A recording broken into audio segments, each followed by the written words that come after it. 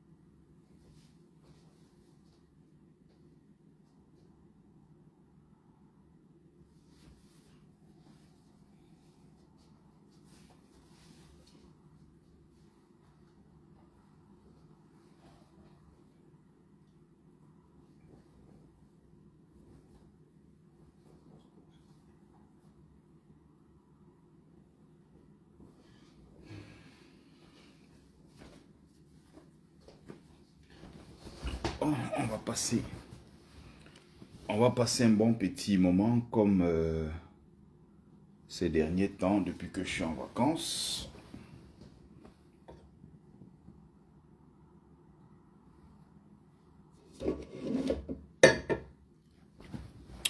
Bonsoir à tous et à toutes. Bienvenue sur la page de Bertie le Kamit. Bon, permettez-moi quelques minutes, le temps que je me connecte. Comme ça, mes amis de TikTok pourront être de la partie. Donc ça, on va passer un bon petit moment ensemble. Je voulais d'abord célébrer, n'est-ce pas, la victoire du 24 de Dieu, André Onana, qui est combattu par des sacs de jaloux, prêt à tout pour éteindre l'étoile de cet enfant, qui doit être protégé par le Cameroun. Il doit être protégé par le Cameroun parce que cet enfant a beaucoup donné. Il a beaucoup donné. Donc voilà. Je vais aller sur TikTok. Bonsoir mes amis, bonsoir.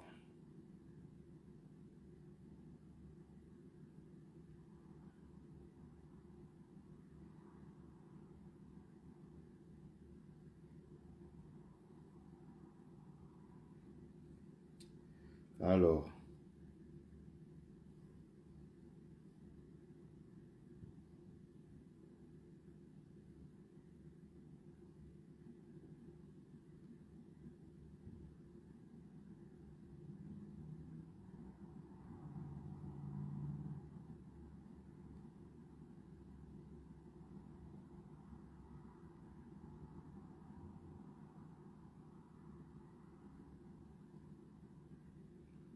bah, fais-moi plutôt un voice, j'écouterai après le live.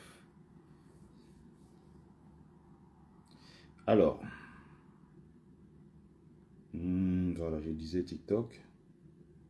Mes amis, on va parler quelques minutes du Boza. On va parler très rapidement du Boza. Et je vais revenir sur les risques du Boza. Je vais développer un point qui me semble pertinent, très intéressant. Parce que il faut revenir à l'essentiel. Il faut revenir vraiment à l'essentiel.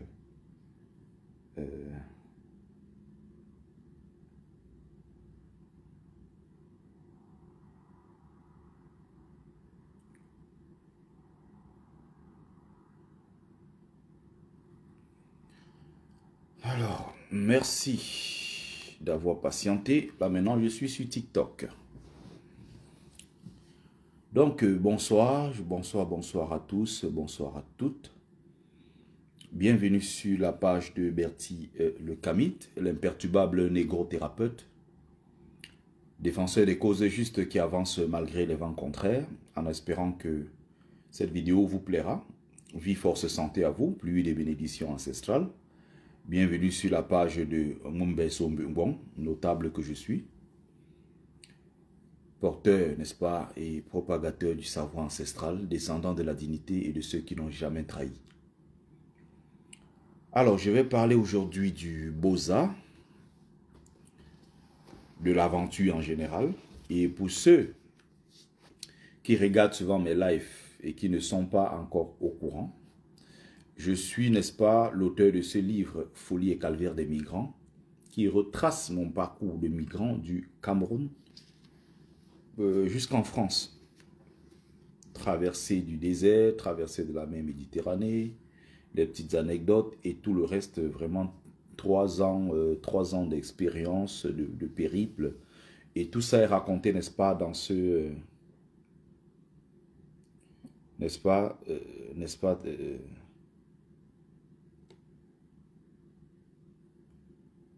alors.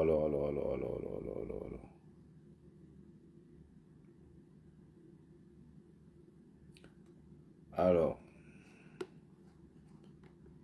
Le bon, Kamit. ouais, bonsoir famille, comment tu vas? Oui, merci beaucoup, champion. Merci. Regarde comment je connais pas monter le live. Regarde, un puissant comme ça monte sur mon live. Merci beaucoup, le Kamit. C'est comment, mon gars? Je suis là, je suis là, je suis là, je suis aussi en live. J'étais en train de faire un live sur le Beaux-Arts et tout. Je suis en train de faire un live en même temps. Oui. Je vois que tu es en train de manger. Oui, je suis en train de manger. Bon Le couscous appétit. avec la soupe gombo. Il est 1 h du matin, il est minuit. Tu es en train de doser couscous sauce gombo. Et c'est ça, sur ça, man. On est les gens du village. Ah oui, ça c'est magnifique ça. Magnifique. Bon appétit en tout cas et passe le bonsoir à ta madame et tout. Ouais, et donc, tu sais que, moi, je suis là. Tu vois, comme tu constates là, je suis à la cuisine. Comme les enfants vont aller fréquenter demain, elle est juste venue chauffer et me donner les parties. Voilà, il faut qu'elle se repose. Et que comme je suis un prince, hein, il faut que je chauffe avant de me donner. Ben, bien sûr, ça c'est la base quand même. Elle a voulu rester à côté de moi pour que je mange avant qu'elle ne pas dormir. J'ai dit que bon, je veux mettre le live. C'est la base, c'est la base. Voilà. Mmh. Bon, j'espère que mes amis de TikTok sont en train de me suivre, hein. Voilà, j'espère que vous me suivez, j'espère que tout est bon. Donc, je vais rester concentré dans le... Merci beaucoup. Vraiment, mais demande, merci le Kamit, vraiment, tu es un frère, mon petit, tu es mon bon petit, vraiment, le Kamit. Quelqu'un de ton calibre comme ça, il ne peut pas imaginer même qu'il peut monter même sur ma ligne. Regarde toi-même. Et la dernière fois, je t'ai vu, tu étais dans un live là, c'était très intéressant, je voulais intervenir, mais j'ai pas eu le temps ce jour-là. Je me suis dit, je reviendrai une autre fois. C'était hier soir. Ouais, voilà, parce que tu avais tes gens et tout, le reste là-dedans, et tout. Jusqu'à on ne mange pas la nuit, c'est le problème. Je mange mon argent, ça les dérange. Il faut me... C'est mon argent. Hein? Je ne sais pas, ça s'appelle comment? Djenabou, il faut m'écrire. Alors, Le Kamit, ouais. viens jouer à Grenoble, non man. Viens jouer à Grenoble. Ouais, pourquoi pas, je vais passer par là quand j'aurai l'occasion. Je compte faire un voyage en Italie. Et comme l'Italie... Vous me laissez avec tout le ski là comme ça qui va boire. Comme l'Italie, je passe normalement par le nord pour redescendre. Parce que je vais passer par Turin. Tu vas chercher à côté de moi, donc. Voilà. Il préfère que tu viens un lundi, je serai très content. Un lundi que je n'ai pas de travail, tout ça. Tu vois un peu, non? Je passe par Turin et puis je descends. On aura l'occasion, de toute façon. Là, il te consacre la journée. Ok, bon. On va faire comme ça. Je vais me concentrer dans le... Je vais me concentrer dans le live. Tu es abonné à mon nom? Oui, je suis. Oui, bien sûr, je suis abonné chez toi. D'accord. D'accord, champion. Merci. Bon, coupe là-bas. Et on... Je coupe comment? sort seulement. Non, dis-moi ce que je veux faire sur mon écran. Attends. Moi-même là, quand je vais revenir peut-être, parce que là, je vais voir peut-être demain quand tu seras en live. partir de 23h30. Quand je rentre là, non? Ouais, non, tu sais que ces derniers temps, c'est parce que je suis en vacances. Comme j'ai tout mon temps, je suis free. Je prends tout mon temps, je fais comme je veux, et puis voilà quoi. Vous êtes pour les vacances pour le mois de juin là. Et pour les vacances pour le mois de juin, je vais aller à Bateau-Femme un peu, me reposer. Ah oui, il le faut, hein. Il le faut. Il y a le chantier là-bas, tout ça. Il me faut aller pour ça, tout ça. Faire les finitions de la maison du village. Il le faut. Parce qu'il faut déjà préparer, parce qu'il va enterrer le crâne de ma mère pour donner à ma fille. Donc il faut que toutes les conditions soient réunies pour qu'elle n'arrive pas. Il est à préparer psychologiquement, quoi. Bref, en tout cas, on en reparle. Voilà, le Camille. Vraiment, merci beaucoup, frère. Merci. Merci beaucoup. On en reparle, ok, à l'occasion, en tout cas. Je te dis le Camille, vraiment. Et qui...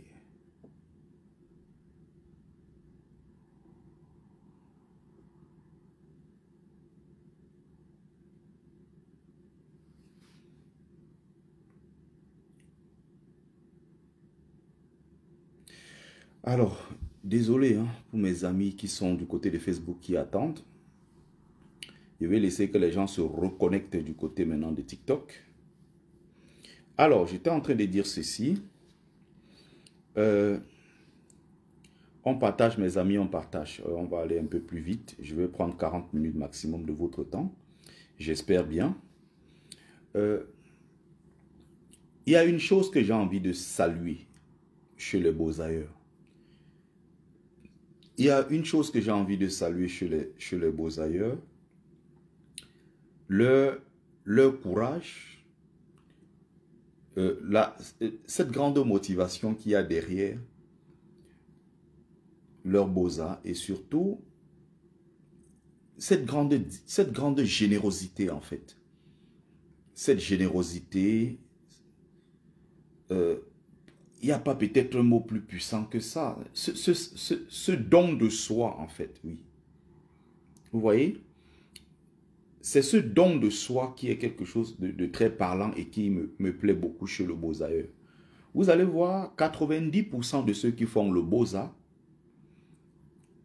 80 à 90% vous diront, je veux Beaux-Arts parce que je vais aider ma mère. Je veux Beaux-Arts, je veux arriver en Europe, avoir une vie meilleure parce que j'ai envie de venir rapidement en aide, n'est-ce pas? J'ai envie de venir en aide à mes frères, à mes soeurs, à mon père, ou peut-être, je ne sais pas, ça peut être sa mère qui est gravement malade. Et dans un pays pauvre d'Afrique, il se dit, je n'ai pas les moyens pour l'aider. Alors, comment faire?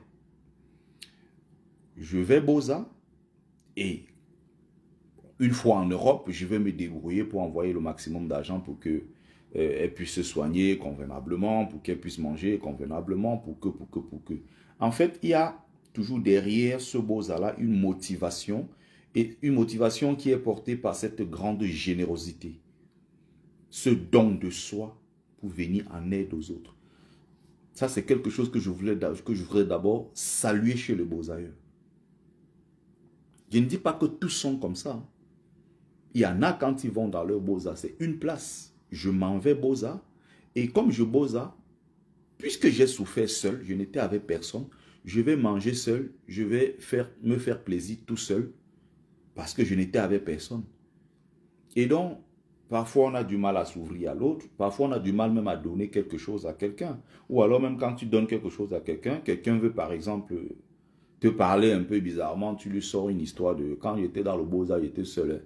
Père, casse-toi, moi j'étais dans mon feeling, non, une place, moi je suis au Beaux-Arts seul et tout, je ne suis pas dans vos choses là.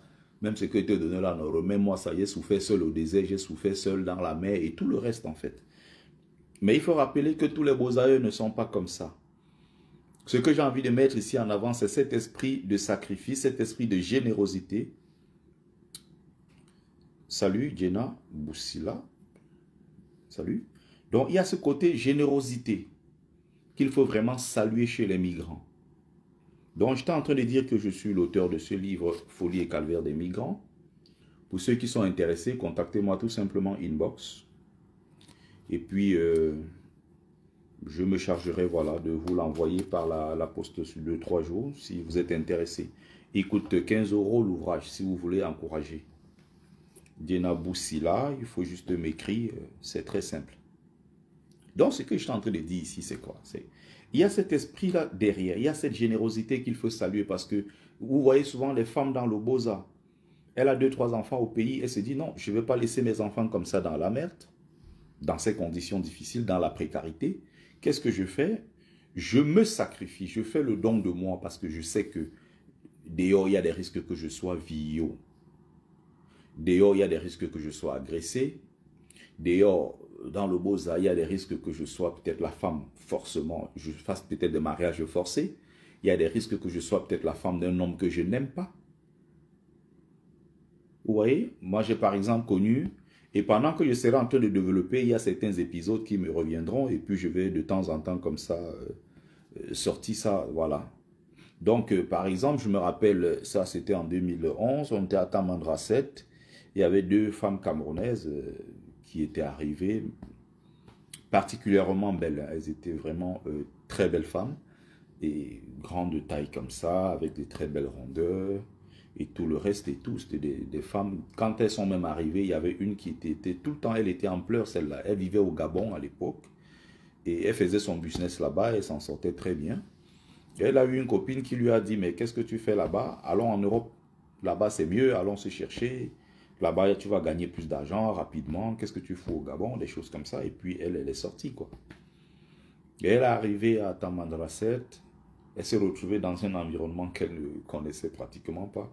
Il y avait une là, ça se voyait que c'était vraiment une fille qui a reçu une éducation vraiment de base, qui est sortie d'une famille qui n'était pas dans le désordre et tout, les familles des Waka, comme il y a certaines filles qu'on trouve aussi en aventure, mais qui sont des filles déjà très très rodées depuis le pays, qui connaissaient le dehors et tout. Donc elle, ça n'avait strictement rien à voir. Donc elle s'est retrouvée dans cet environnement-là comme ça, quoi, si on peut dire, au hasard comme ça. Et puis le gars, elle arrive, on lui dit au ghetto, bon, tu dois t'asseoir là, tu dois attendre ici, ton mari, ton nouveau mari viendra te chercher, et c'est celui avec qui tu vas dormir et tout. Bon, voilà, chacun venait, tu regardes dans la masse la fille qui te plaît, tu dis, bon, c'est toi, viens, on va dormir ensemble, aujourd'hui c'est toi. Les mecs, pour eux, c'est devenu, voilà, c'est un business, c'est un passe-temps, pour eux, c'est, voilà, quoi. Pendant qu'ils sont en train de fumer le drogue, quoi, là, ils fument, après, ils se disent, bon, il y a telle fille là, tiens, vas-y là, c'est un peu comme un harem, où tu as plusieurs femmes et chacun, comme un roi, il peut venir se servir, quoi.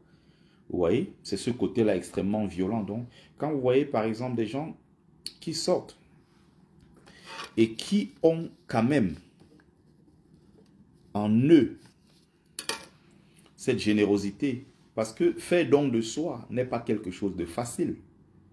Tu sais que tu vas subir des choses, tu sais qu'il y a peut-être des risques que tu meurs, tu sais qu'il y a des risques que tu n'arrives pas en Europe, tu sais qu'il y a pas mal de risques, mais tu prends quand même ces risques-là pour aller en Europe. Et donc, quand tu prends ces risques, il faut te dire quelque part, oui, le risque, ça peut être arrivé jusqu'au sacrifice, hein. Le risque, ça va vraiment très loin, quoi. Et donc, vous avez des gens, malgré ça, bonsoir Joseph Chamabé, malgré ça, ils arrivent en Europe, vous voyez, ils se battent. Ils sont généreux. C'est-à-dire que, malgré tout cela, par exemple, je suis quelqu'un naturellement, je suis quelqu'un de très généreux. Ceux qui me connaissent et qui sont autour de moi vous le diront. Mais pourtant, moi j'ai fait le Beaux-Arts. Ça ne m'empêche pas d'aider les gens. Non, en aucun cas, je ne me suis jamais dit, puisque j'ai trop souffert, il ne faut pas que j'aide les autres. Non, tout au contraire. Je suis parfois quelqu'un capable de donner le peu que j'ai, je partage. Et quelques temps après, je me rends compte peut-être que tapoter, mettez les cœurs, tapoter, mettez les cœurs. Quand il parle d'objectif, flash 3 donateurs, envoie un cœur sur toi dans ton live. 15 minutes, l'objectif facultatif.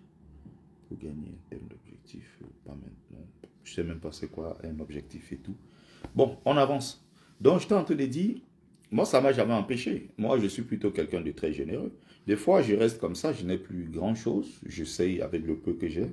Parfois, tout le reste, je prends, je dis, j'ai envie de... Ça peut être un membre de la famille. Hein. Je lui dis, bon, tiens, je n'ai plus rien, mais puisque je sais que j'ai à manger, j'ai le nécessaire, j'ai ce qu'il me faut, quoi. Je ne suis pas quelqu'un, je ne m'inquiète pas. Et je n'ai pas une vie de quelqu'un de compliqué. Non, non, non. Donc, vous voyez, il y a ce don-là derrière, ce don de soi. Il y a cette générosité-là. C'est quelque chose qui est très, très parlant. Donc, je voulais mettre ce côté-là en avant. Faire des sacrifices, accepter de souffrir pour arriver en Europe. Une fois qu'on est dans les meilleures conditions, tirer vers le haut les membres de sa famille ou tirer aussi vers le haut les membres d'une communauté, tirer vers le haut, par exemple, ça peut être même des amis et autres. Vous voyez, c'est ce côté-là. Mais par contre, pendant le voyage, il faut savoir faire attention. Je vous parlais donc des deux dames qui arrivent et puis qui ne savent pas à quel sens se vouer. Elles sont perdues comme ça dans la nature. Et il y a une, toute la nuit, elle pleurait parce que le premier jour, elle ne comprenait pas. On lui a dit, bon voilà, tu vas dormir avec elle. Elle a refusé, elle a dit non, je n'y vais pas. Le deuxième jour, on lui a dit, bon, si tu ne dors pas avec elle, qui va te protéger ici, bah, on te jette à la rue. Si la police t'attrape, on ne sait pas là où tu vas finir. Elle a fini par céder. À un moment, j'ai appris qu'elle était partie, une autre qui était retournée vers le Niger. Elle a connu un mari là-bas qui voulait l'épouser. J'ai appris des choses comme ça. Et il y a tellement de femmes. Hein, c'est-à-dire que le soir, si vous avez 15-20 filles qui arrivent, 50 demain, un autre jour, il y a 3, 4 qui arrivent, des choses comme ça, quoi. Vous voyez, et pendant tout ce chemin-là, fille comme garçon, il faut savoir que vous allez prendre des risques. Il faut savoir qu'il y a beaucoup, beaucoup de risques. Il y a des dangers qui vous guettent. Et maintenant, c'est à vous de faire attention. C'est à vous de choisir le bon chemin. Vous avez des modèles, hein. Vous avez vraiment des modèles. Vous avez des personnes bienveillantes, de bonne éducation en aventure. C'est mon cas, par exemple. En Île-de-France, Paris. Vous voyez? Vous avez des gens de très bonne éducation. Comme moi, par exemple, moi j'ai fait des études, j'ai été à l'université, je suis sorti juste d'une famille où, à un moment, j'ai anticipé parce que je voyais que les choses ne fonctionnaient pas. J'avais des grands frères au quartier qui avaient des diplômes, qui ne travaillaient pas. J'ai galéré. Après, je bossais pour des salaires parfois de merde et tout. Je me suis dit, bon, il faut avoir un peu plus d'ambition, il faut un peu plus rêver. Je vais me lancer comme ça et puis je vais voir ce que ça va donner. Parce que dans ce pays, le Cameroun, je n'ai pas d'avenir. C'est comme ça que je suis parti. Vous voyez? Donc, il faut savoir que derrière ça, il y a beaucoup de choses. Donc, quand je parle de modèle, même quand j'étais dans mon parcours du Beaux-Arts, j'étais un modèle pour beaucoup de gens. Et donc, à un moment dans la vie, c'est vous qui choisissez. Soit vous suivez les bons modèles, soit vous suivez les mauvais et vous assumez les conséquences. J'ai regardé par exemple récemment, je vais dire aujourd'hui en journée, c'est même d'ailleurs ça qui m'a inspiré le live d'aujourd'hui. Je me suis dit, bon, je vais en parler. Alors, je suis tombé sur un mec là qui raconte une histoire dormi debout, un Camerounais. Bon, ça peut être vrai hein, dans certains cas, comme ça peut être également faux, parce que dans le Beaux-Arts également, vous avez beaucoup de Beaux-Arts qui racontent tout et n'importe quoi et qui s'approprient l'histoire des autres en fait. C'est souvent ça dans le Beaux-Arts. Tu as l'impression que quelqu'un te raconte quelque chose dans le Beaux-Arts et il te donne l'impression que c'est ce qu'il a vécu, alors qu'il ne l'a jamais vécu. Il ne sait même pas ce que c'est. Il a entendu. Une autre génération vient, puisque chez les Beaux-Arts, c'est les mêmes commentaires. Tel était venu, tel a fait ci, tel a fait ça. Bon, on passe par là, on écoute aussi. Et demain, quand ils racontent aux gens, ils racontent comme s'ils avaient vécu cela, alors qu'ils ne l'ont pas vécu. Vous voyez? Et donc, vous avez pendant le parcours une forte chance de tomber sur des racailles, hein, c'est-à-dire que c'est des anciens bandits, c'est c'est des délinquants, des gens comme ça la plupart du temps. Quelqu'un fuyait le quartier, il a volé une moto, on le poursuivait, il a vendu la moto quelque part à 150 000 et il a mis ça en poche, il est parti avec, il se retrouve au Nigeria, après il a continué. Voilà comment, bonsoir à ta faute Jordan, voilà comment ces gens-là se comportent. Vous voyez? Vous allez retrouver la plupart du temps dans l'aventure ce genre de profil. Des délinquants, des voyous, des choses comme ça. Tapoter, tapoter, partager. On tapote, on partage, mes amis, sur TikTok, sur Facebook également. Vous voyez?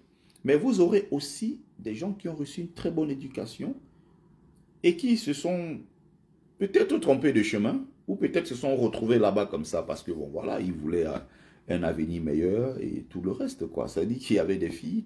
J'ai encore l'image d'une fille dans ma tête, une fille bangantée qui était avec nous, mais ça se voyait que cette fille-là n'avait rien à voir, elle était complètement perdue, quoi. Elle ne savait pas où elle se retrouvait dans des conditions inimaginables, avec des tocards qui la traînaient n'importe comment. Aujourd'hui, tu dors avec elle, demain, tu dors avec un autre mec.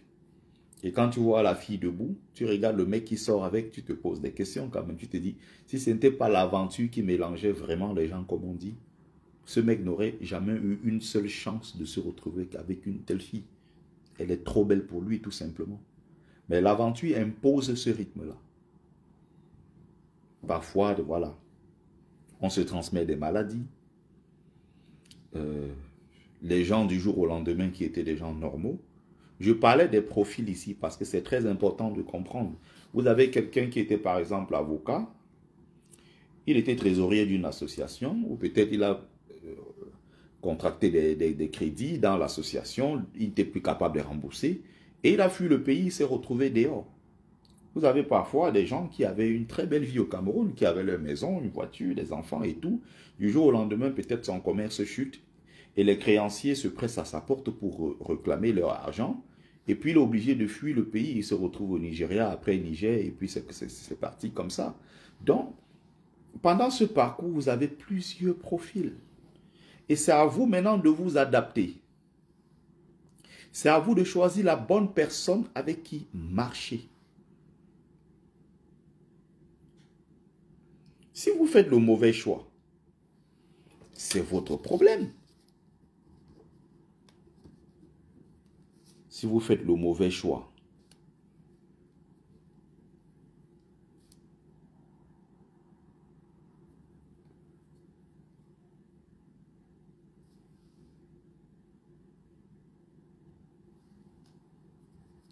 si vous faites le mauvais choix, c'est votre problème. J'étais en train de, disais-je.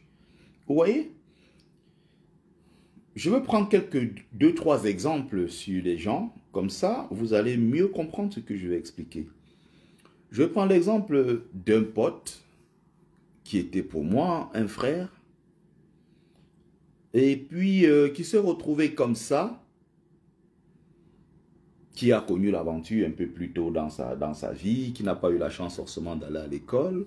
Mais c'était quelqu'un de très avenant et quelqu'un qui avait un charme naturel, qui avait le caractère également, le charisme d'un leader. C'était un leader naturel. Et il se retrouve comme ça dans quelques pays africains, il essaie de tourner un peu. Et à un moment, il s'est dit, bon, je vais aller vers le Maghreb et tout. C'est comme ça qu'il arrive. Et partout où il arrivait, il avait ce charme-là, de façon très naturelle. Hein, quand il arrive dans un milieu, il y a des gens qui arrivent, par exemple, dans un milieu. Il est là, mais tu découvres qu'il est là peut-être au bout de 2-3 semaines. Ou un mois. Mais il y a des gens, quand ils arrivent quelque part, tu découvres tout de suite que il y a quelqu'un qui est arrivé et c'est quelqu'un-là a quelque chose, vous voyez.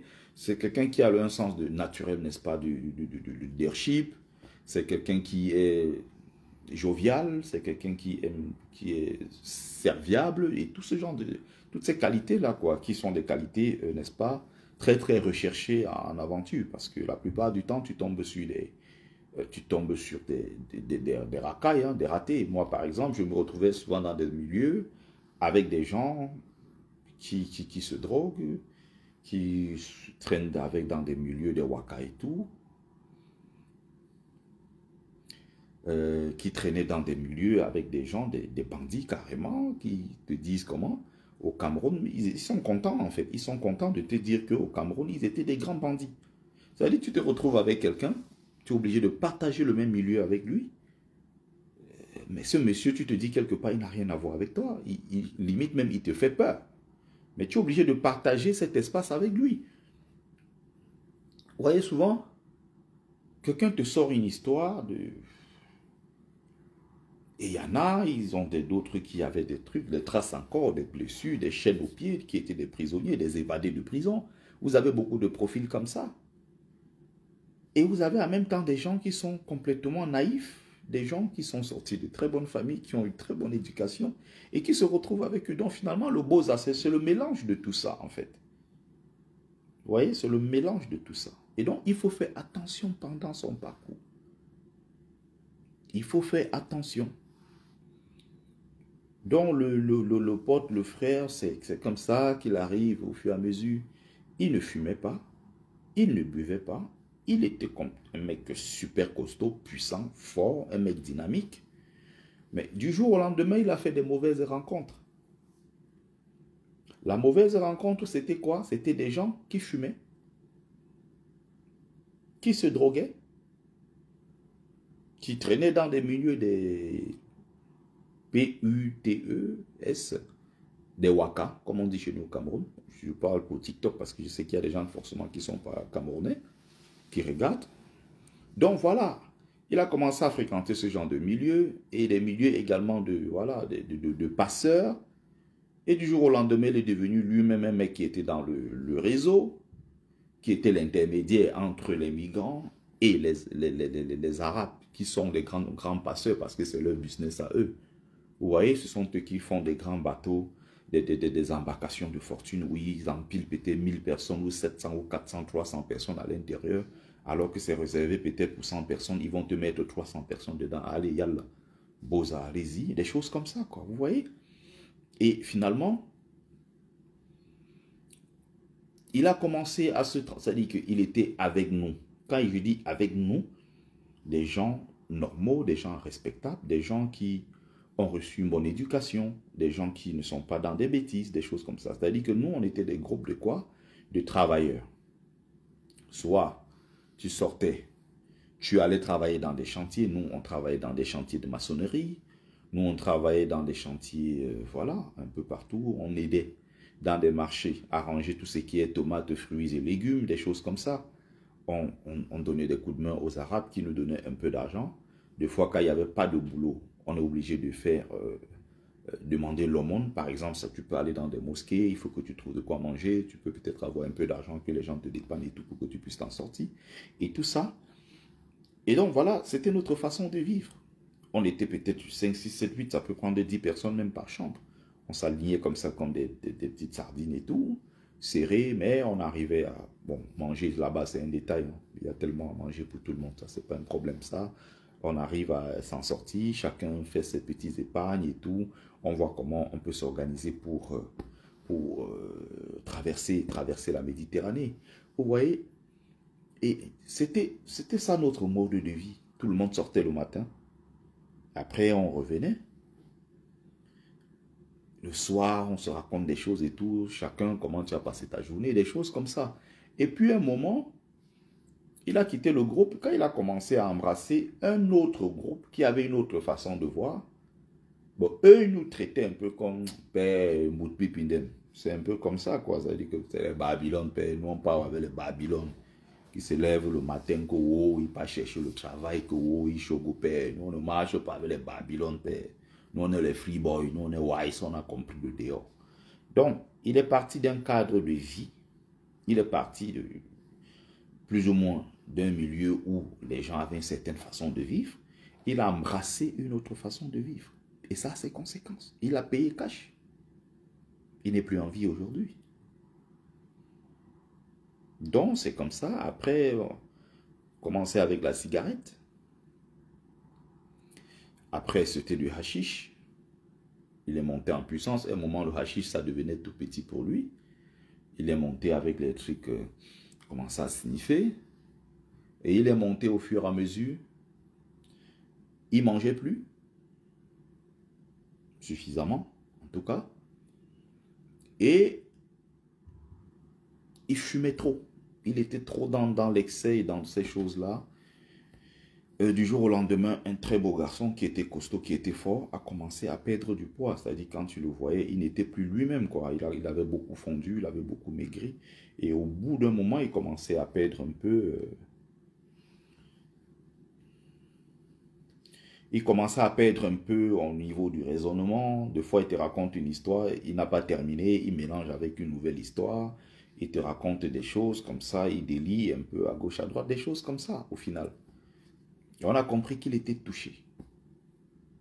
Il n'y a pas moyen de faire retour en arrière, non, non. Marche arrière, c'est pas possible. Quand tu es entré dans ces choses-là, tu es entré dedans. C'était très, très difficile. Donc, on l'a vu progressivement comment il était en train de partir, comment il nous a quittés, comment il est entré en Europe après. Je rappelle qu'il est entré en Europe. Il est arrivé en Europe. Il vivait là. Et malgré qu'il était ici, et puis ça n'allait toujours pas. Et à chaque fois, il n'avait pas compris qu'il pouvait arriver. Il se range complètement. Il apprend à mener une vie normale. Il se range avec des personnes normales, raisonnables. Non, il faisait toujours le choix de se retrouver avec des gens. Soit c'est un joueur de Njambo, soit c'est un fumeur de Tutsi, soit c'est un ancien bandit, soit c'est un passeur, soit c'est un grand dealer, soit. C'était toujours des personnes à la moralité pourrie. Et il traînait toujours dans ces milieux-là. Donc, des fois, tu n'as pas dans ces milieux-là des gens capables de te conseiller. Des gens capables de te dire, gars, tu es en train de faire fausse route. Et il y a beaucoup comme ça qui se sont perdus en aventure. Beaucoup. Et donc, c'était son cas. Donc, même quand il est arrivé ici, il n'était plus lui-même. Il a commencé comme ça il a décroché devant nous. Et au fur et à mesure, c'était terminé comme ça. Jusqu'à ce qu'un matin, on apprenne que il est allé, on ne sait pas comment, il s'est fait électrocuter, on n'a pas trop compris ce qui s'est passé. Et après, là, on a renvoyé le corps au Cameroun et tout le reste. Sa femme est là en vie, ses 3-4 enfants, je crois. Sa mère est encore en vie, ses soeurs et tout le monde et tout. Mais il est parti comme ça. Parce qu'il a fait des mauvaises rencontres dans le Boza. Parce qu'il n'a pas su à un moment que non, il fallait, moi, je choisissais toujours. Je ne traînais pas avec n'importe qui parce que non, le Boza mélange les gens. Je n'entre pas dans ça. Je ne me mélange pas mon milieu avec les gens qui parlent en ralenti. Parce que je remarquais dans tout le milieu camerounais, surtout au Cameroun là, il y a des gens là qui ont une certaine façon de parler. Moi, je suis quelqu'un de très exigeant. Il y a des trucs quand tu commences à faire, pour moi, il n'est pas possible. Donc, je fais des choix en aventure. Je ne me mélange pas avec n'importe qui parce que l'aventure nous mélange. Donc, même dans ce mélange-là, qui est parfois obligatoire, j'arrive toujours à choisir les personnes avec lesquelles je peux traîner. Parce que ça compte beaucoup dans des moments de grande fragilité, comme le Boza. Ça compte beaucoup. Ça compte, ah oui, ça compte beaucoup. C'est des grands moments de fragilité, hein, le Boza. Il y a des gens là qui, quand ils veulent parler, là, oh père, oh tata, charge, ils te voient. Père, je suis un free boy. Et les trucs de Babylone, ils ne fonctionnent pas avec Babylone, père. Nous, on est les free boys. Oui. Eux là, non, c'est des mougous. Oui, c'est des clients. Oui. Il y a une façon de parler, oh père, free. Il y a des jeunes au Cameroun maintenant qui parlent comme ça. Je regarde, je dis, mais on est dans quel monde? Qu'est-ce qui leur arrive en fait? Je ne comprends pas. Ils parlent en ralenti, pourquoi? Je ne sais pas s'il y a quelqu'un qui comprend la même chose que moi. Pourquoi ils parlent en ralenti, ces mecs-là? C'est pas possible. Ouais, mon pays devient quoi? C'est pas possible. C'est pas possible. Oh, free boy, Nobiso, combi, calme-toi. Oui, tu dois nous écouter parce que, père, nous on est les free boys. Tu es un Babylone, père. Hé, combi. Tu ne sais pas ce qui leur arrive. Qu'est-ce qui leur arrive, ces jeunes? C'est-à-dire que tu les sors de ce milieu-là, tu les mets avec des personnes normales, ils ne savent plus s'exprimer. Il ne sait pas ce que c'est, il ne sait plus parler parce qu'il est coupé du monde. Il est coupé de la réalité, il est perdu. Et donc, c'est des problèmes à régler. Pendant ce parcours, il faut être intelligent. Il faut savoir avec qui fonctionner. Il ne faut pas traîner avec n'importe qui. Non, non, non, non, non.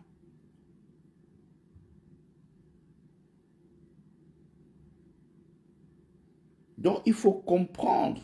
Ah non, non, non, non. Quelqu'un dit que c'est ton monde à toi. Tu as grandi là-bas. Non, non, non.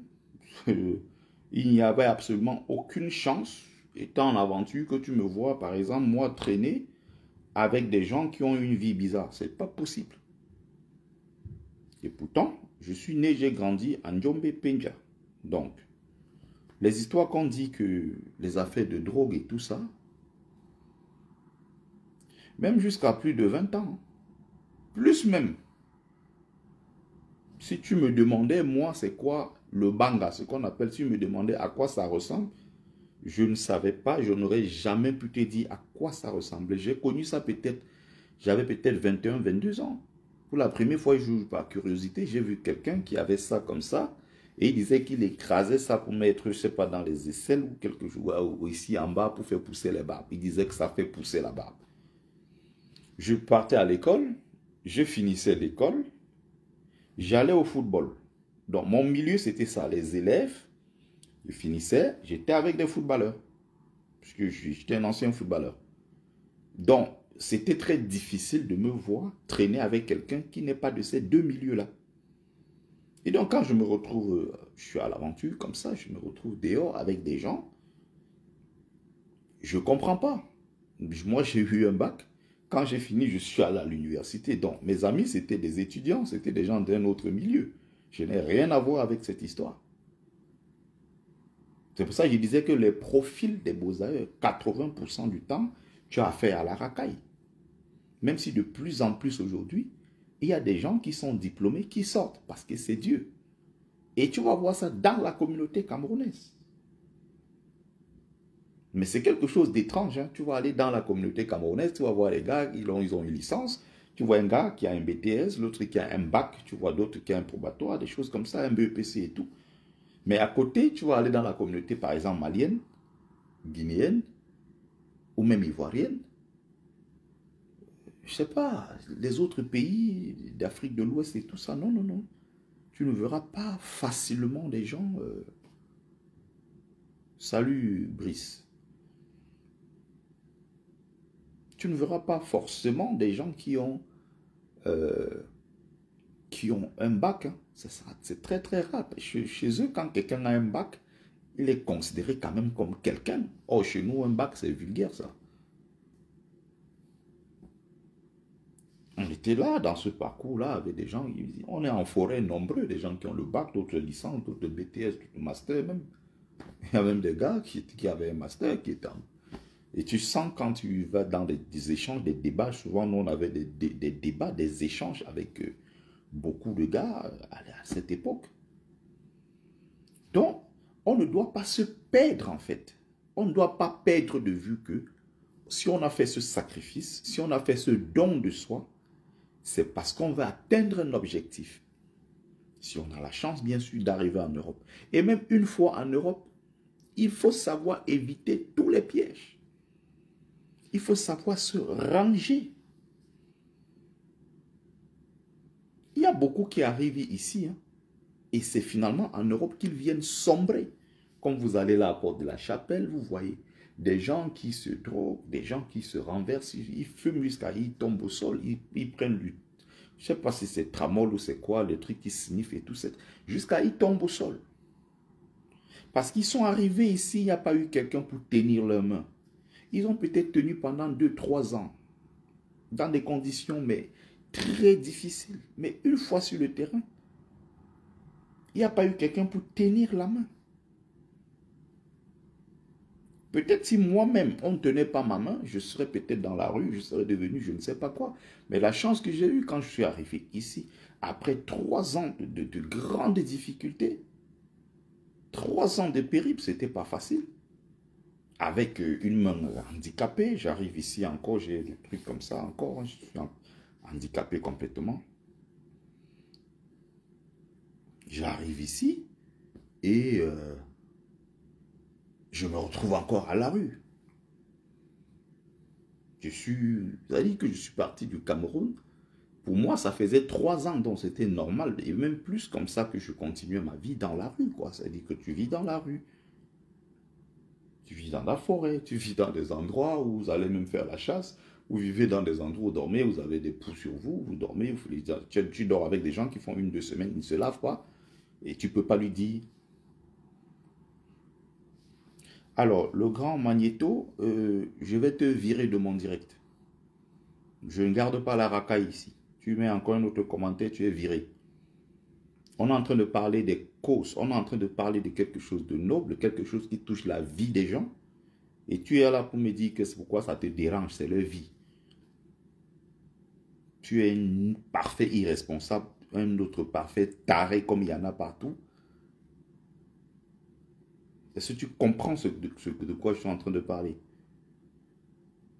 On est en train de soulever des problèmes qui touchent des familles. On est en train de soulever des problèmes qui touchent des familles partout chez nous. Où on a des familles aujourd'hui, l'enfant est sorti, il est parti, ça fait 4-5 ans, il n'est plus jamais revenu.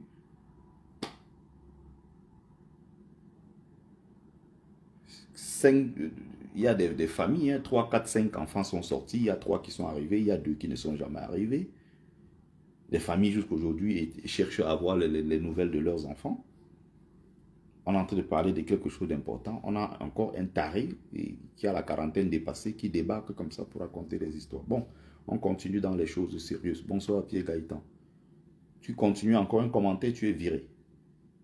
Et souvent, ça me fait perdre même le fil de l'idée. Donc, en fait, c'est à vous de ne pas tomber dans le piège, disais-je. Moi, j'ai eu cette chance d'arriver. Et encore à la grande tour Montparnasse, je traînais en bas, je n'avais pas où aller, je mettais mes cartons au sol, je ne savais pas encore comment fonctionner, je ne connais personne, j'arrive, il fait froid, j'appelle le 115, monsieur, vous êtes un homme, débrouillez-vous, on prend que les femmes et les enfants, Paris c'est grand, on dit, qu'est-ce que vous êtes venu faire ici? Aller en province, des choses comme ça et tout. Donc, nos dirigeants doivent prendre leurs responsabilités. Il y en a qui arrivent ici après 3-4 ans de souffrance. Et c'est ici qu'ils viennent sombrer dans ces choses-là. Parce qu'il n'y a eu personne pour tenir leurs mains. Et c'est donc à ceux-là de faire attention. Moi, j'ai dit, je vais parler de ça ce soir comme ça. Parce que tout à l'heure, j'ai regardé sur la page de, comment on appelle, Malox. Un gars là qui racontait une histoire dormi debout. Comme quoi, aujourd'hui, porter les couches. Je ne sais pas si les gens sont sérieux dans ce qu'ils racontent. Je ne sais pas si c'est parce qu'ils veulent faire le buzz. Je ne sais pas ce qui les dérange en fait. Il vient faire un témoignage comme quoi il était au désert avec les Mbouzou, les Tamashek, là, les gens qui vivent dans le désert et tout. Et que quand il passait, on l'avait mbinda par derrière. Et il en souffre tellement que jusqu'à aujourd'hui il met les couches. Une histoire. Et ce genre de racaille parmi les beaux ailleurs, je vous ai dit, il y en a tellement qui racontent des conneries, des trucs qui ne tiennent pas debout, des trucs qui ne peuvent pas justifier, ils ne peuvent pas prouver. Il y a tellement de choses. Le Bozaïeux, il écoute ceci, tel a raconté. Devant là-bas, il va raconter comme si c'était sa propre histoire, ce qu'il a vécu. Il ne sait même pas ce que c'est. Il ne serait même pas capable.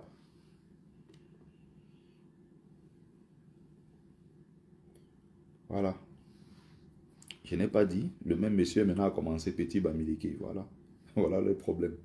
Donc, je vais te laisser souffrir d'être dans le live quelques minutes encore avant de te virer. Maintenant, ça vit au tribalisme. Oh, depuis que je suis en train de parler ici, et je n'ai jamais eu question de tribu. Voilà, ils sont venus avec. Donc, le Bozaïe a cette habitude-là. Il ne sera pas capable de te dire que... Il ne serait pas en mesure de dire, non, on m'a raconté, on m'a rapporté que, on m'a dit que, ou j'ai entendu que. Non, il te raconte ça, genre, c'est ce que j'ai vécu, quoi. Tu vas un peu plus dans les questions, tu le pièges, il est tombé, il ne sait même pas ce que c'est. Il y a des beaux-ailleurs qui sont passés comme ça, c'est comme des voyageurs, c'est-à-dire que en 3 semaines, il a fait Douala Madrid. Hein. 3 semaines. Il passe là, tac, tac, tac, tac, tac. 3 semaines après, 1 mois après, il se retrouve à Madrid. Comme un jeu, il arrive en forêt. Nous, on a connu ça longtemps. J'étais avec des gars, on arrive comme ça, on dit ce soir, on va à la barrière. Tout le monde arrive, Boza, il met le but. Il est arrivé la même nuit. Donc, il ne connaît pas la forêt. Il n'a même pas eu le temps de dormir, se réveiller pour voir à quoi ressemble la forêt en journée. Il ne connaît pas quelques 2-3 mots de l'arabe. Il ne connaît rien. Il sait pas c'est quoi. Il est arrivé, il a vu les gens partir. Il est arrivé, il est entré le matin, il est en Espagne. Le jour où nous on est parti, on est entré, on était avec une dame dans le Zodiac. Elle est venue d'Algérie. Elle a fait la même journée, elle arrive au Maroc. On lui dit ce soir on part. Elle a dit voilà mon argent, on a cotisé, tac, tac, tac, on a acheté le maté coton, on a mis le but, Boza. Donc si tu lui demandes c'est quoi le Maroc, c'est quoi, elle ne sait pas ce que c'est. Elle ne saura même pas te raconter. Vous voyez? Donc, j'ai parlé d'abord d'un autre. J'ai pris l'exemple sur un ami qui est arrivé ici, qui a sombré et tout ça. Je reviens donc sur l'exemple du gars sur la page de Malox qui racontait des trucs qui ne tiennent pas trop debout. Si tu es arrivé dans le désert, on t'affourme. On suppose qu'on t'affourme une fois. Supposons qu'on t'a... Et si tu n'as pas eu... C'est un peu compliqué quand même à croire ce genre de choses. Bon, c'est vrai, peut-être dans certains cas, ça peut arriver, mais c'est extrêmement rare.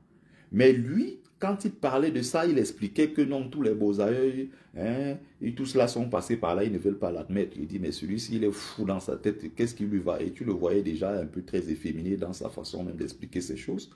Ça se trouve qu'il faisait ça depuis le Cameroun. Et il veut couvrir ça en faisant croire que c'est le Boza, parce qu'il y a aussi tout et n'importe quoi dans le Boza. Et nous sommes là pour rétablir les choses. Parce que nous savons ce que c'est. Nous sommes les experts. On sait ce que c'est que le Boza.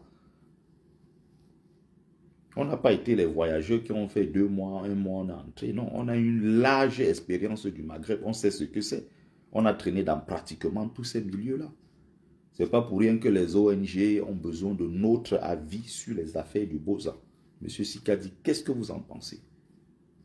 Je donne mon avis, qui est un avis technique. On sait ce que c'est. On a travaillé sur ces sujets-là. Quelqu'un débat comme ça, dit que oh, on l'embinda. On t'embinda une seule fois. Tu es entré en Europe. Ou me supposons même qu'on t'embinda 2 fois. Tu as quitté le Maghreb, tu as donc Boza, tu es arrivé en Europe.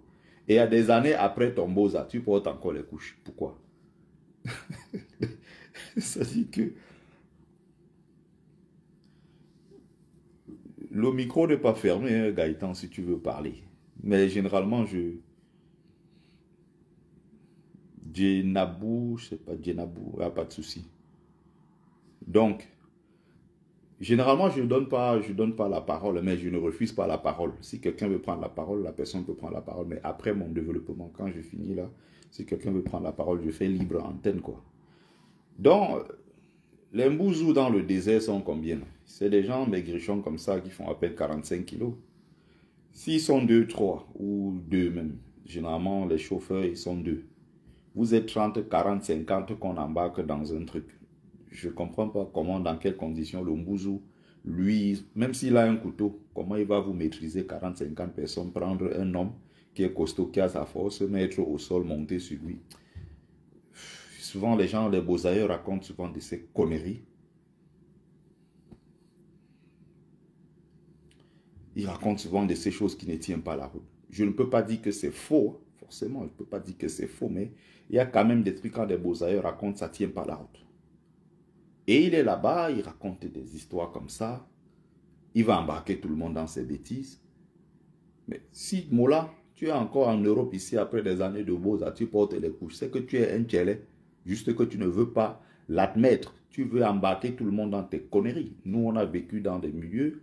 Et pendant que je parle, vous allez toujours savoir, pendant que je parle du Boza, chaque live que je fais, même si c'est que non, j'ai toujours au moins 10 personnes qui me connaissent dans le Boza, qui sont là et qui peuvent témoigner. Ils sont là en commentaire, ils sont en train de mettre les commentaires, je lis. Donc souvent, les gens racontent des histoires qui ne tiennent pas la route. Comme par exemple, il y a un bouquin ici que j'ai lu d'un gars là, qui a fait un livre. Il a fait 3 mois et demi de voyage. 3-4 mois de voyage comme ça. Et puis, il a écrit un livre de 328 pages. J'ai lu du début jusqu'à la fin. Le bouquin est là. Mais je ne veux pas citer pour faire des polémiques inutiles. Les gens vont te dire, oui, si tu parles de ça, les gens vont te dire, c'est de la jalousie ou quoi que ce soit. Mais c'est horrible. C'est-à-dire quelqu'un qui l'a fait 5 mois. Et en 5 mois, il te fait un livre déjà de 328 pages. Sur 5 mois d'aventure. Tu as vécu quoi de si intense en 5 mois pour faire 328 pages. Et quand moi je regarde, quand je consulte le livre, je lis. C'est que du remplissage, des histoires dormies debout. Et parfois des choses que nous-mêmes on est passé par là, nous on a entendu. Lui il va ramasser ça, il met dans son lit, il fait comme si c'est lui qui l'avait vécu, mais nous on sait que nous on l'a vécu. Ce n'est pas honnête. Il y a des choses à l'intérieur où tu te dis, bon. Donc, il y a cet exemple-là, l'exemple du premier gars, l'exemple d'un autre aussi qui est un ami d'enfance, mais vraiment un ami d'enfance. On a été à l'école ensemble et on a fait pas mal de choses et tout. On s'est retrouvés encore au Maghreb. Un jeune garçon, super intelligent, un très beau garçon d'ailleurs. Je ne comprends pas pourquoi aujourd'hui il est parti, paix à son âme, mais ça fait partie des choses que si tu ne t'assois pas pour réfléchir, essayer de voir les choses. Bonsoir papa. Si tu ne prends pas le temps de vraiment bien observer, tu auras... Les gens ne comprennent pas certaines choses. Pourquoi? Parce que les gens ne prennent pas le temps de bien observer. C'est-à-dire que tu as quelqu'un qui est un garçon qui a reçu une bonne éducation, un garçon bien équilibré, qui a grandi dans une famille où les gens aiment l'école. Stanislas Mounier, le thème c'est le Beaux-Arts, les risques du Beaux-Arts. Donc, un mec comme ça, hein, qui s'est quand même débrouillé, on payait même l'école, on faisait tout, mais à un moment, c'est des gens qui se disent, bon, l'école l'a dit donc. Et même à l'école, vous allez toujours voir, il a, je ne sais pas, sa façon d'être, sa nature en quelque sorte, qu'il essaye de rejeter pour s'adapter à un milieu qui ne veut pas de lui, mais il force en fait. C'est du genre, quelqu'un va se passer pour un free boy, père, c'est un free boy. On n'est pas là avec les Babylone, on ne traîne pas avec les Babylone, père. Bon, les gens comme nous qui nous levons à 5 heures, on part bosser, on revient à la maison, tranquillement. Le matin, on ressort encore, on se débrouille dans la vie, en toute honnêteté, on essaie de gagner notre vie, on épargne un peu pour aller en Europe et tout ça. Non, non. Il considère de son côté que nous, on est les Babylone. Eux, ils sont des free boys. Mais quand tu regardes la nature même du mec, il se passe pour un free boy, mais en réalité, il ne l'est pas. Il ne fume pas. Il ne boit pas. Si on dit même bagarre, il fuit. Il ne joue pas au jambo. Mais il s'invente, en fait, il fait tout pour s'intégrer dans un milieu des gens qui ne sont pas comme lui. Or, à la base, il est un garçon, voilà, d'un autre milieu. Et c'est comme ça que progressivement, il va toujours vouloir se jeter dans des trucs qui ne lui ressemblent pas. Résultat, mauvaise compagnie. Et tu fais une mauvaise rencontre, ça t'amène là où ça te mène là où ça va te mener. À force de traîner avec des gens qui sont soit des gens qui sont dans des dealers, à force de vouloir traîner avec des gens qui ne sont pas comme toi, non, tu as raté parce que il y a des gens qui sont capables de te dire à un moment, gars, tu es en train de prendre le mauvais chemin. Non, tu as laissé ça, tu es allé forcer, t'intégrer dans un milieu qui ne te ressemble pas. Et il y a beaucoup de complexés comme ça que j'ai vu durant mon parcours d'aventure qui se sont égarés. Du jour au lendemain, c'était un mec correct, simple, il était avec nous, on mangeait autour d'un repas, on t'appelle. Il a trouvé que, père, nous on veut un way qui est high, père. Nous on veut les gens qui sont high, père. Vous là, vous êtes les Babylone. Ok, nous on est les Babylone, nous on fait notre petite vie. On prie seulement que Dieu nous donne bien. On entre bien. On est là à vivre une vie rangée. On mène notre vie. Non, non, il y a des gens qui font tout pour laisser ce milieu-là.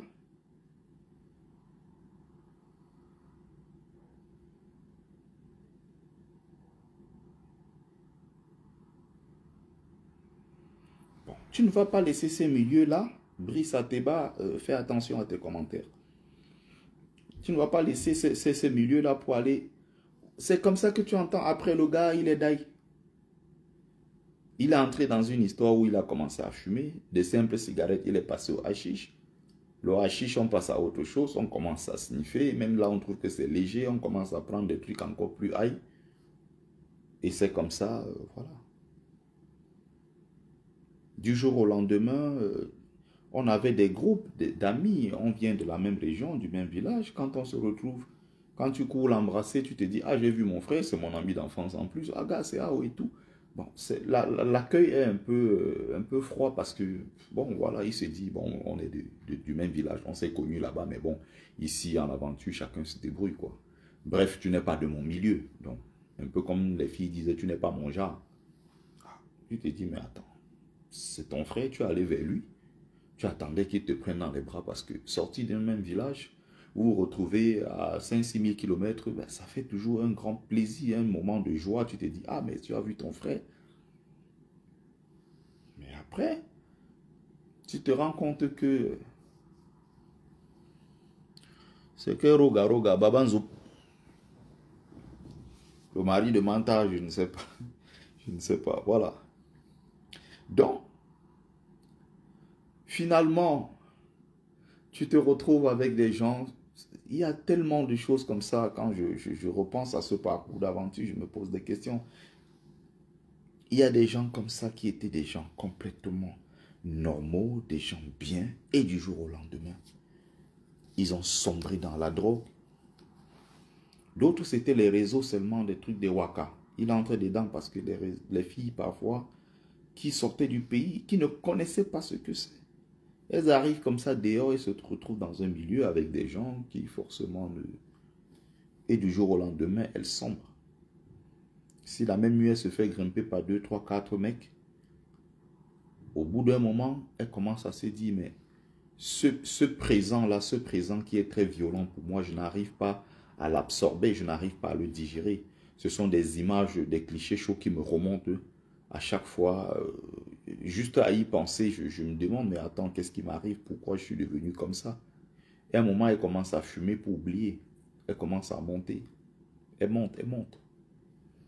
Et finalement, ça donne quoi? Non seulement tu es devenu waka, après ça, tu es devenu drogué. Et derrière ça encore, tu traînes des maladies avec toi. Oui, il faut le dire. Dans ce parcours, l'aventure que vous voyez, il y a beaucoup de maladies qu'on partage comme ça aux gens. Beaucoup de maladies. Beaucoup. Il y a beaucoup qui arrivent, ben, psychologiquement, des maladies sexuellement transmissibles. Alors, n'en parlons plus parce que préservatif, ça n'existe presque pas. Les gens savent n'ont même pas la notion du préservatif et autres. C'est partout les gens qui... on trempe partout. Les gens font la queue. 4, 5, 6, 7, 8, 9, 10 personnes. On fait la queue. Dans le même boza, vous avez des gens, elles vendent leur piment dans le même boza. Tel monte dessus, tel autre monte, tel autre monte, tel autre monte, tel autre monte. Et quand je dis monter, je vais dire c'est sans préservatif. Sans préservatif, on ne se protège pas.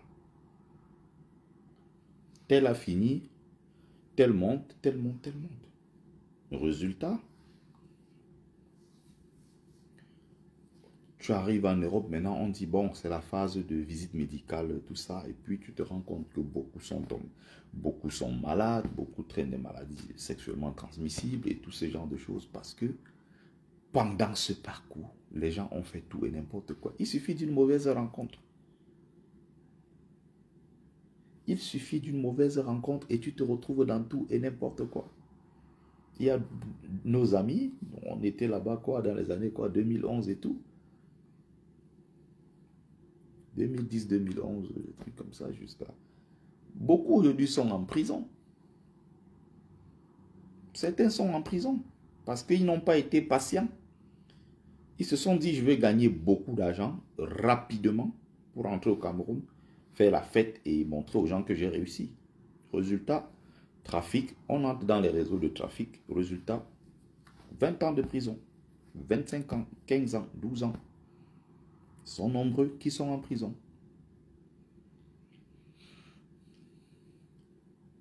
Et oui.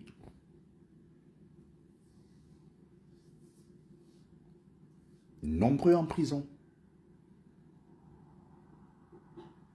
D'autres, c'est les réseaux de...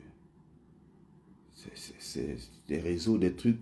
C'est le Blue Inter, par exemple.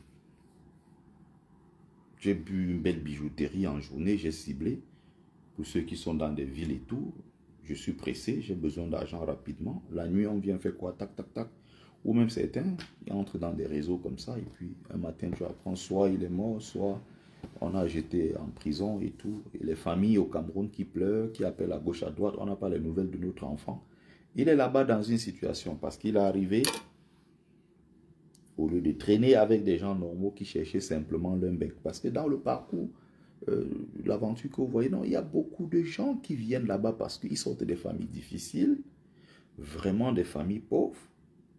Ils veulent juste trouver leur chemin pour entrer en Europe, arriver même en Europe, travailler, gagner leur vie, honnêtement.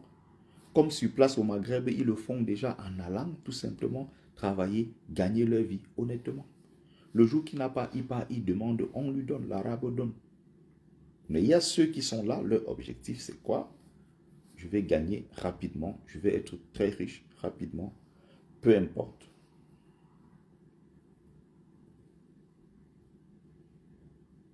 Il voit que aller se mettre devant une mosquée, demander l'aumône pour lui, ah non, non, je ne peux pas faire ce genre de choses. Moi, aller demander de l'aumône, ah non, non, non, non, non, je ne peux pas. On appelle ça là-bas taper la salam. Qui, moi? Ah non, non, les trucs de la salam. Le même mec qui va refuser d'aller taper la salam va se retrouver la nuit dans un coin bizarre à faire quelque chose qui est 100 fois pire, qui est même pire. Et la salam, on ne peut pas dire que non, c'est pire, non. La salam, c'est que tu es en difficulté, tu es un voyageur, tu n'es pas dans ton pays, tu vas demander l'aumône. Ceux qui peuvent t'aider t'aident. Mais le même gars qui te dit, hey, tu m'as bien vu, moi, je vais te tenir, demander l'aumône, par rapport à quoi, moi, si, le même gars, la nuit, a son réseau quelque part, où les Arabes viennent payer, et lui, il va fracasser leur derrière. On vient, on donne telle somme, il prend, il met en poche, l'Arabe l'amène dans un couloir, il écarte son derrière, il fracasse tous les derrière. Il fracasse les bêtises. Il s'en fout.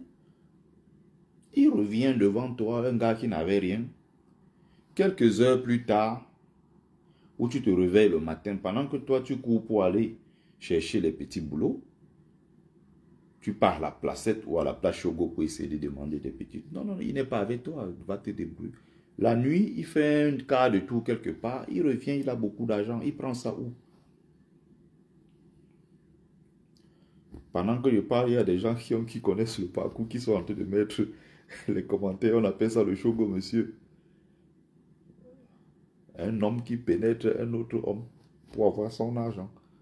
Là, il y a ça. Des gens qui font ça dans l'aventure. Dès qu'il a trouvé son ouverture facile quelque part, bam, il part, il fait son Chogo, monsieur. Il y a d'autres, c'est le Chogo, madame. Les femmes arabes qui sont en manque ou je ne sais quoi. Et d'autres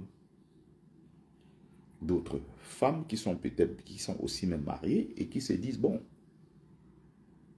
j'ai besoin de sensations fortes ou peut-être mon mari ne bande plus. C'est son mari même qui paye, qui l'amène et qui garde quelque part 3, 4, 5 migrants. On dit prenez beaucoup d'argent et puis grimpez sur elle. Et pendant qu'on grimpe, il regarde, il est content, il rigole, il se masturbe et puis voilà. Basta, tu prends ton argent, tu t'en vas. C'est les enfants des gens. Non, je ne veux pas citer les tribus ici. Mugabe, il ne faut pas mettre les tribus. En aventure, tout le monde fait les saletés, ça n'a pas de tribus. Moi, je ne veux pas entrer dans ce genre de choses. Donc, c'est les enfants des gens, comme vous entendez là. Les parents sont là-bas, ils se disent, ah, l'enfant est allé se chercher. Il est arrivé dehors, il est devenu un grand drogué, il est devenu un grand, je ne sais pas, un agresseur, il est devenu un grand trafiquant, il est devenu un grand passeur, il est devenu... Il y en a qui en ont fait leur business, hein. C'est-à-dire que même après avoir Beaux-Arts, ils sont ici en Europe. Ils gèrent encore des contingents, des gens qui quittent partout. Ils passent par leur réseau, c'est-à-dire ils ont installé des réseaux partout en route. Ils se font de l'argent sur d'autres migrants parfois qui livrent aux autres. Vous voyez à quel point c'est grave ces choses-là.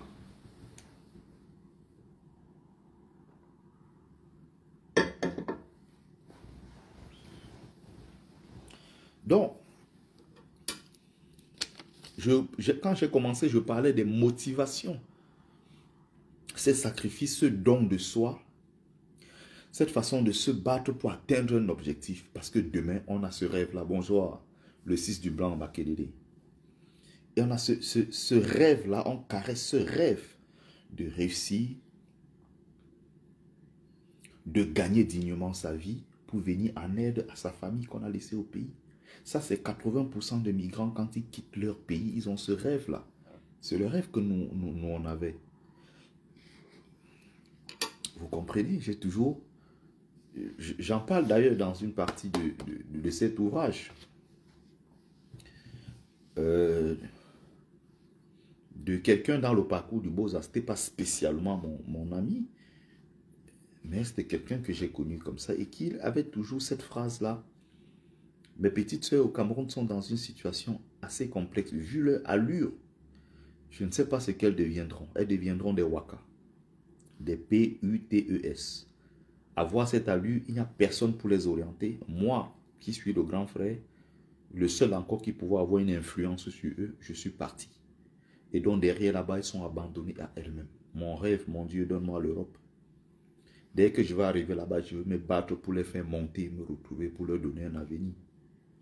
Et bah, c'est celui qui disait ça tous les jours, qui est resté au fond de l'océan, qui est resté dans la mer, il est mort. Mais il y a d'autres tarés, vous voyez, qui sont sortis comme ça parce qu'ils suivaient les gens. Ils n'avaient pas de direction, ils ne savaient pas où ils partaient. Il est sorti, il avait 3 millions, 2 millions de francs CFA sur lui. C'est-à-dire qu'avec 2,5 millions, tu peux faire tes propres papiers et voyager légalement. Avec 2,5 millions, 3 millions, c'est possible. Mais il y a des gens qui sont sous-informés, des gens qui prennent dans le même parcours du Beaux-Arts, ils ont dépensé 5 millions, ils ne sont toujours pas arrivés en Europe. D'autres dépenses même comme ça. Il y avait un là qui était un taximan au pays. Et sa mère avait, voilà, acheté un taxi, il était taximan, il gagnait très bien sa vie, il n'avait pas de raison de sortir. Mais en même temps, les gens font de leur vie ce qu'ils veulent. Hein. Je ne suis pas ici pour juger les gens, mais on suppose que si tu prends cette route-là, 80% du temps, c'est parce que tu avais une situation au Cameroun qui n'était pas acceptable, qui n'était pas une situation normale. Mais non, je disais ici au début du live que non, il y a des gens qui sont sortis de familles où ils avaient le minimum. Il y en a qui prennent 2 millions de francs CFA sur eux, ils prennent la route, 10 millions, même 5 millions, 8 millions, ils sont avec beaucoup d'argent sur eux. Ils vont rester dans le désert, ils meurent là-bas, soit au fond, ils vont rester dans la mer. Et parfois, tu vois quelqu'un sans direction, qui n'a même jamais pensé, il ne sait pas ce que c'est que l'Europe. C'est lui qui bosse. Hein. Il arrive même ici, il est perdu en Europe, il ne sait pas quoi faire en Europe, il ne sait pas quoi faire de sa vie. Il est ici, demain il est là-bas, il ne sait pas quoi faire de sa vie. Mais c'est celui-là qui a bossé. Mais quelqu'un qui avait un véritable projet, qui vraiment était quelqu'un de... L'aventure, c'est comme ça. Il y a tellement de choses, tellement de blessures, tellement de choses à raconter sur le Beaux-Arts. Tellement de choses, mais on s'est dit, les dirigeants doivent prendre leurs responsabilités. Et quand je parle du Beaux-Arts, c'est là je suis en train de parler des subsahariens qui meurent là-bas parce qu'ils partent en Europe. Non, en même temps, vous avez des gens qui sont eux-mêmes des Maghrébins, des Marocains, des Algériens, des Tunisiens, eux-mêmes qui prennent le même chemin et qui meurent dans la mer. Parce que ils vont se chercher. Il ne faut pas oublier que la plupart de ces pays-là se sont construits avec leur diaspora. Le Maroc, c'est la diaspora marocaine qui est en train de construire le Maroc. De moins en moins aujourd'hui, les Marocains meurent dans la mer parce qu'ils partent en Europe. Or, avant, c'était monnaie courante. C'était monnaie courante. Monnaie courante. Mais plus le temps passe, plus il y a des restrictions, le niveau de vie a augmenté, le pays est en train de se développer. On a une diaspora qui essaye qui renfloue les caisses de l'État et qui envoie beaucoup d'argent, beaucoup d'argent. Il y a des business, il y a tellement de choses qui se font et puis il y en a de moins en moins. C'est un pays qui est en train de se développer, un pays qui était d'ailleurs un pays de transit, est en train de devenir aujourd'hui un pays d'accueil où les gens vont vraiment s'installer pour chercher du travail et vivre leur vie au Maroc, se marier, construire, fonder leur famille. De plus en plus. Qu'est-ce qui nous empêche, nous, Camerounais, avec un pays aussi riche, le Nigeria qui est le plus grand pourvoyeur de migrants, le Nigeria, le Cameroun, le Ghana, le Sénégal, la Gambie. Vous voyez curieusement, c'est des pays où il y a ce qu'on appelle la démocratie. C'est-à-dire qu'au Sénégal, vous avez la démocratie. Élections libres et transparentes. Et comment ça se fait que les enfants sénégalais meurent tous les jours dans la mer? La Guinée équatoriale, c'est un pays de dictature, 44 ans de dictature.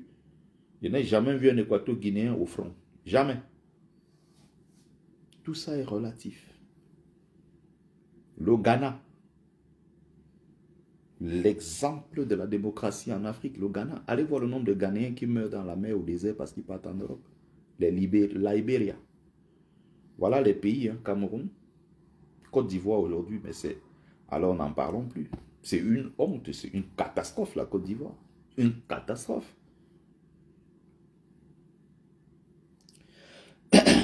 La deuxième ville des Ivoiriens aujourd'hui, c'est Marrakech. Allez voir les Ivoiriens, nombreux. À Marrakech aujourd'hui, ils sont versés, Casablanca, partout, versés les Ivoiriens. À mon époque, ils étaient déjà très nombreux au Maroc. Très nombreux à l'époque au Maroc. Là, je parle d'un truc de 2014. Donc, imaginez 11 ans après.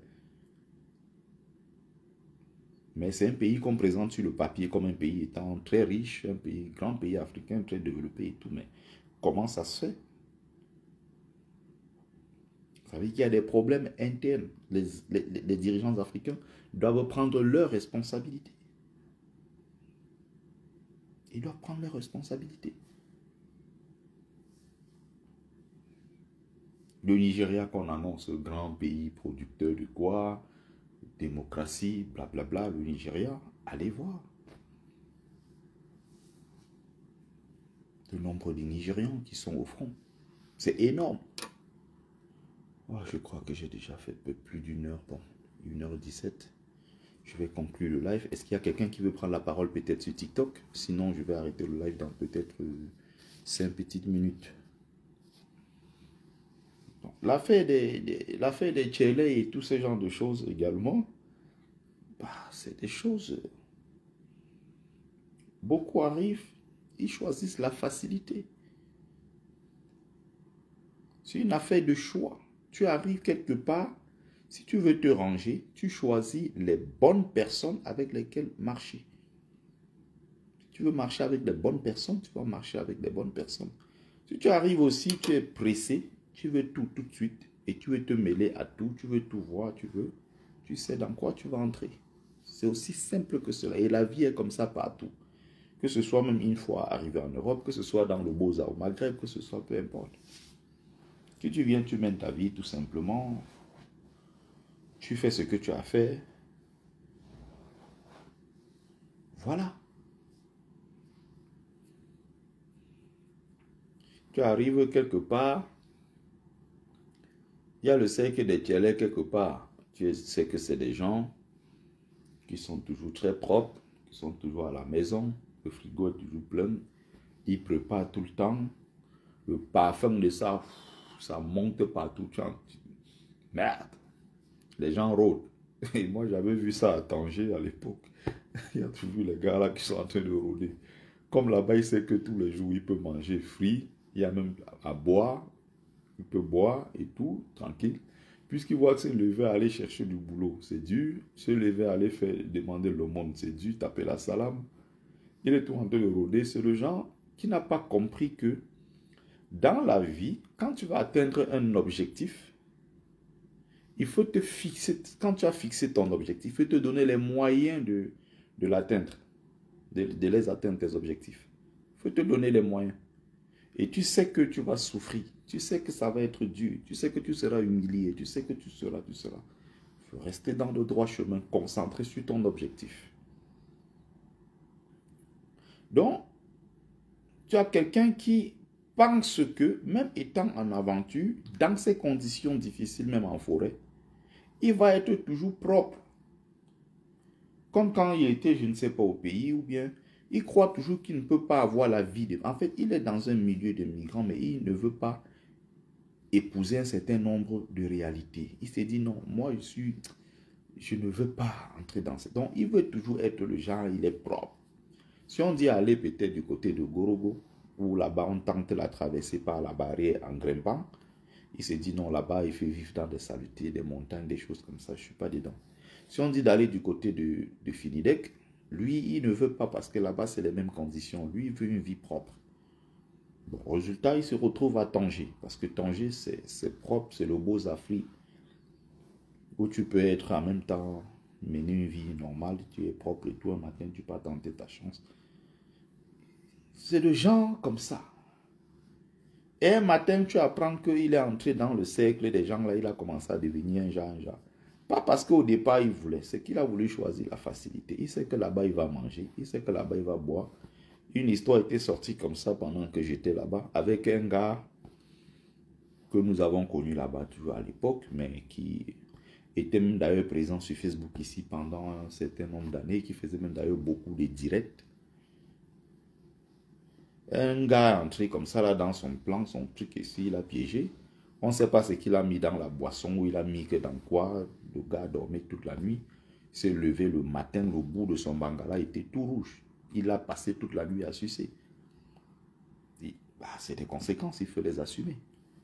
Si au bout d'un moment tu vois le miel, tu veux tout t'approcher de ce miel-là parce que tu as l'impression que c'est facile, derrière, il y a des pièges. Il y a des pièges derrière. Il y a tellement de choses comme ça qui se passent. Vous avez des gens pressés dans tout ce qu'ils veulent faire. Ils veulent là tout de suite, tout de suite. Tout de suite. Et donc, il y a beaucoup de situations comme ça. Quand on veut atteindre un objectif, il faut rester concentré. Rester très concentré sur ce qu'on veut faire.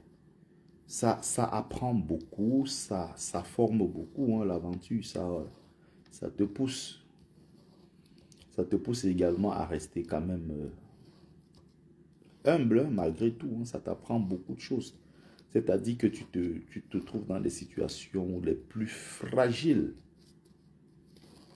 Franchement, quand on dit fragile, mais c'est vraiment, vraiment fragile, quoi. C'est-à-dire que tu te retrouves dans une situation où tu peux dormir avec quelqu'un, le matin, il est mort.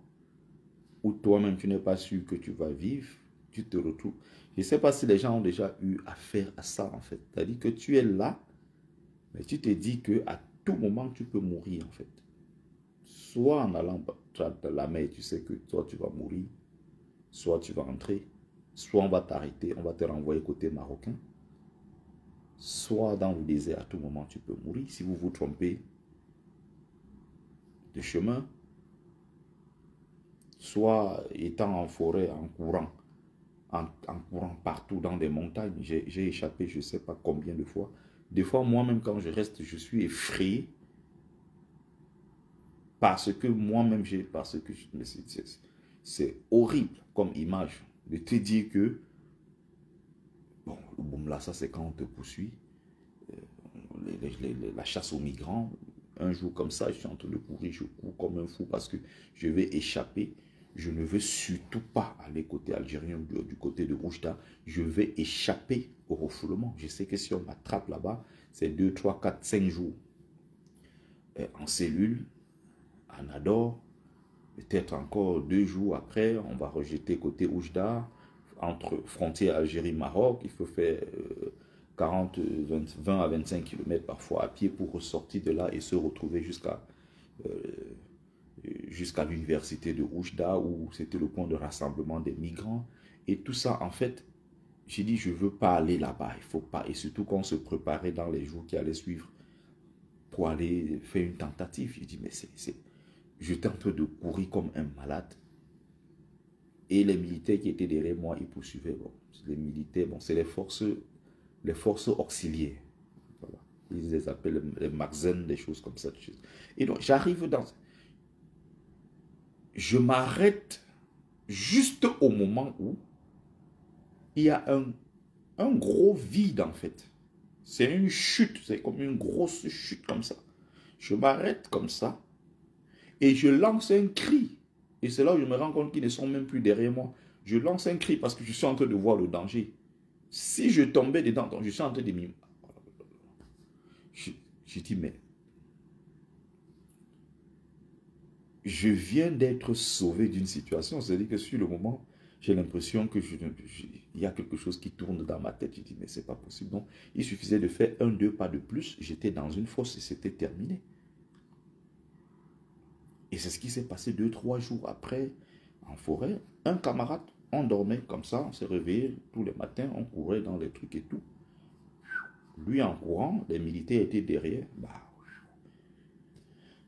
le malheureux, il est tombé toujours dans une fosse comme ça, la tête éclatée, tout le corps déchiqueté et tout. Ça s'est arrêté là. On a pris les militaires, ils ont pris, ils sont repartis avec. Où ils retirent les organes, où ils enterrent, où ils font comment. C'est les enfants des gens. Qu'on balance comme ça. Jusqu'à aujourd'hui, on parle, il y a des corps, beaucoup de nos enfants qui meurent au Maghreb. Les corps sont restés confisqués. Les corps sont, je vais dire, restés dans les morgues là-bas. Il y en a au bout d'un moment qui soit, je ne sais pas ce qu'ils font de ça. Mais on se bat pour que l'État du Cameroun, que les États africains, qu'ils redonnent quand même le minimum de dignité à leurs enfants qui sont morts dans ces conditions. En rapatriant les corps. Si tu rapatries les corps, tu viens, tu dis à maman, voilà ton fils, il est parti se chercher, ça n'a pas marché. Voici quand même le corps. On ouvre, il voit que c'est le visage de son enfant ou de sa fille, son garçon. On va prendre, on va enterrer derrière la maison. Ces gens-là quand même ont une famille. On se dit quelque part, peut-être ils ont même des enfants. On dira un jour à leurs enfants, voici là où on avait enterré votre mère, voici là où on avait enterré votre père. C'est quand même quelque chose. C'est moins facile à vivre. C'est beaucoup plus difficile à vivre quand tu sais que l'enfant est parti, il n'est jamais revenu. On ne sait pas. Il s'est passé quoi? Tu ne sais pas. Mais l'État du Cameroun, ces États africains, donnez le minimum de dignité quand on vous dit qu'on a quand même pu repêcher un corps. Voici le corps qui est formellement identifié. Il s'appelait tel, il y a des gens qui témoignent, ça c'est tel, c'était mon camarade, il s'appelle comme ça, comme ça, comme ça. Au moins, renvoyez le corps. Non, vous avez l'ambassadeur du Cameroun à Paris, Magnus Ekoumou. Au moment où il y a eu plus de 150 de nos enfants qui sont morts à la déviation là-bas quelque part, c'était vers Farkana, à Nador. Lui, au même moment, il était à Rabat, au Maroc, en train de féliciter le roi marocain. Magnus Ekoumou, que vous voyez ici à l'ambassade du Cameroun à Paris. Il allait féliciter, il y a eu plus de 150 de nos enfants. Parmi, il y avait au moins une quarantaine de Camerounais. Il n'y a pas un seul mot pour ces familles. Ils ne se sont pas demandé comment on fait pour rapatrier les corps, parce que là, ce n'était pas dans la mer. Non, c'était sur la terre ferme. Donc ces corps-là sont identifiables, ils sont là. Reprenez les corps, renvoyez ça en Afrique. Non. Ils se battent seulement pour avoir le prochain mandat, 2025 jusqu'en 2032. Il y a des zozos camerounais. Ce que tu dis est tellement poignant et les gens, surtout de notre génération, ne réalisent pas à quel point on est dans le faux. Mais comment la vie humaine n'a plus aucun sens à nos yeux. Plus aucun sens. Ça ne sait, je sais pas. Quelqu'un est mort, on dirait c'est une poule qui est tombée. Personne ne se pose de questions. Et puis, aller en en aventure ou même quitter le pays aujourd'hui, que ce soit pour des études, que ce soit pour se chercher, que ce soit même dans le beaux-arts, les gens n'ont plus l'envie d'apprendre. Les gens n'ont plus envie de prendre leur temps dans la vie pour comprendre les choses. Tout le monde veut tout réussir là, tout de suite. On ne veut pas savoir. S'il voit quelqu'un avec une voiture, il se dit, ok, moi aussi je veux la voiture. C'est bien d'envier, c'est bien d'avoir de l'ambition. C'est bien de se dire, ok, moi, en tant qu'homme dans la vie, je veux à 30 ans rouler dans une belle voiture. Je veux une belle maison. Je veux tel avenir pour ma famille. Mais quels sont les moyens, quels sont les chemins propres par lesquels je peux y arriver? Personne ne veut se poser la question. Personne ne veut souffrir. Une fois que quelqu'un a quitté le Cameroun et qu'il est arrivé, je ne sais pas où, à Paris, il se dit, il y a un type de métier qu'il ne peut plus faire. Il se dit, je ne peux plus me salir. Je ne peux plus marcher comme. Je dois être dans le plus beau veston. Je dois porter la plus belle chaussure parce que je suis à Paris. Non. Mais non.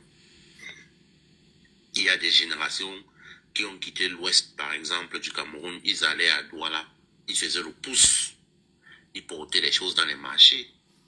Par contre, il y a certaines personnes qui vont se dire, ok, comme moi je suis déjà à l'ouest, j'ai quitté l'ouest, c'est la forêt ou c'est la brousse, je ne sais pas quoi, dans son esprit.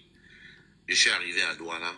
Je dois faire comme les gens qui vivent à Douala, c'est-à-dire peut-être des gens qui ont, entre guillemets, des maisons, ils sont bailleurs. Ils ont des maisons qui louent à une certaine somme et ils ont quand même une certaine base. Mais tu viens, tu n'as pas cette base-là. Et puis, tu veux vivre dans le même état d'esprit qu'eux. Tu veux vivre dans les mêmes conditions. Sans oublier que vous avez un background différent. Pour la petite histoire, moi j'ai vécu une situation avec un frère camerounais. Nous avons vécu en Asie ensemble. Le frère est rentré au Cameroun après 6 ans. Aujourd'hui, il est couché à l'hôpital. Il est couché au Cameroun. On ne sait pas ce qu'il a. Il a fait 6 ans ici. Les 4-5 premières années, il était partout. Il passait à la télévision.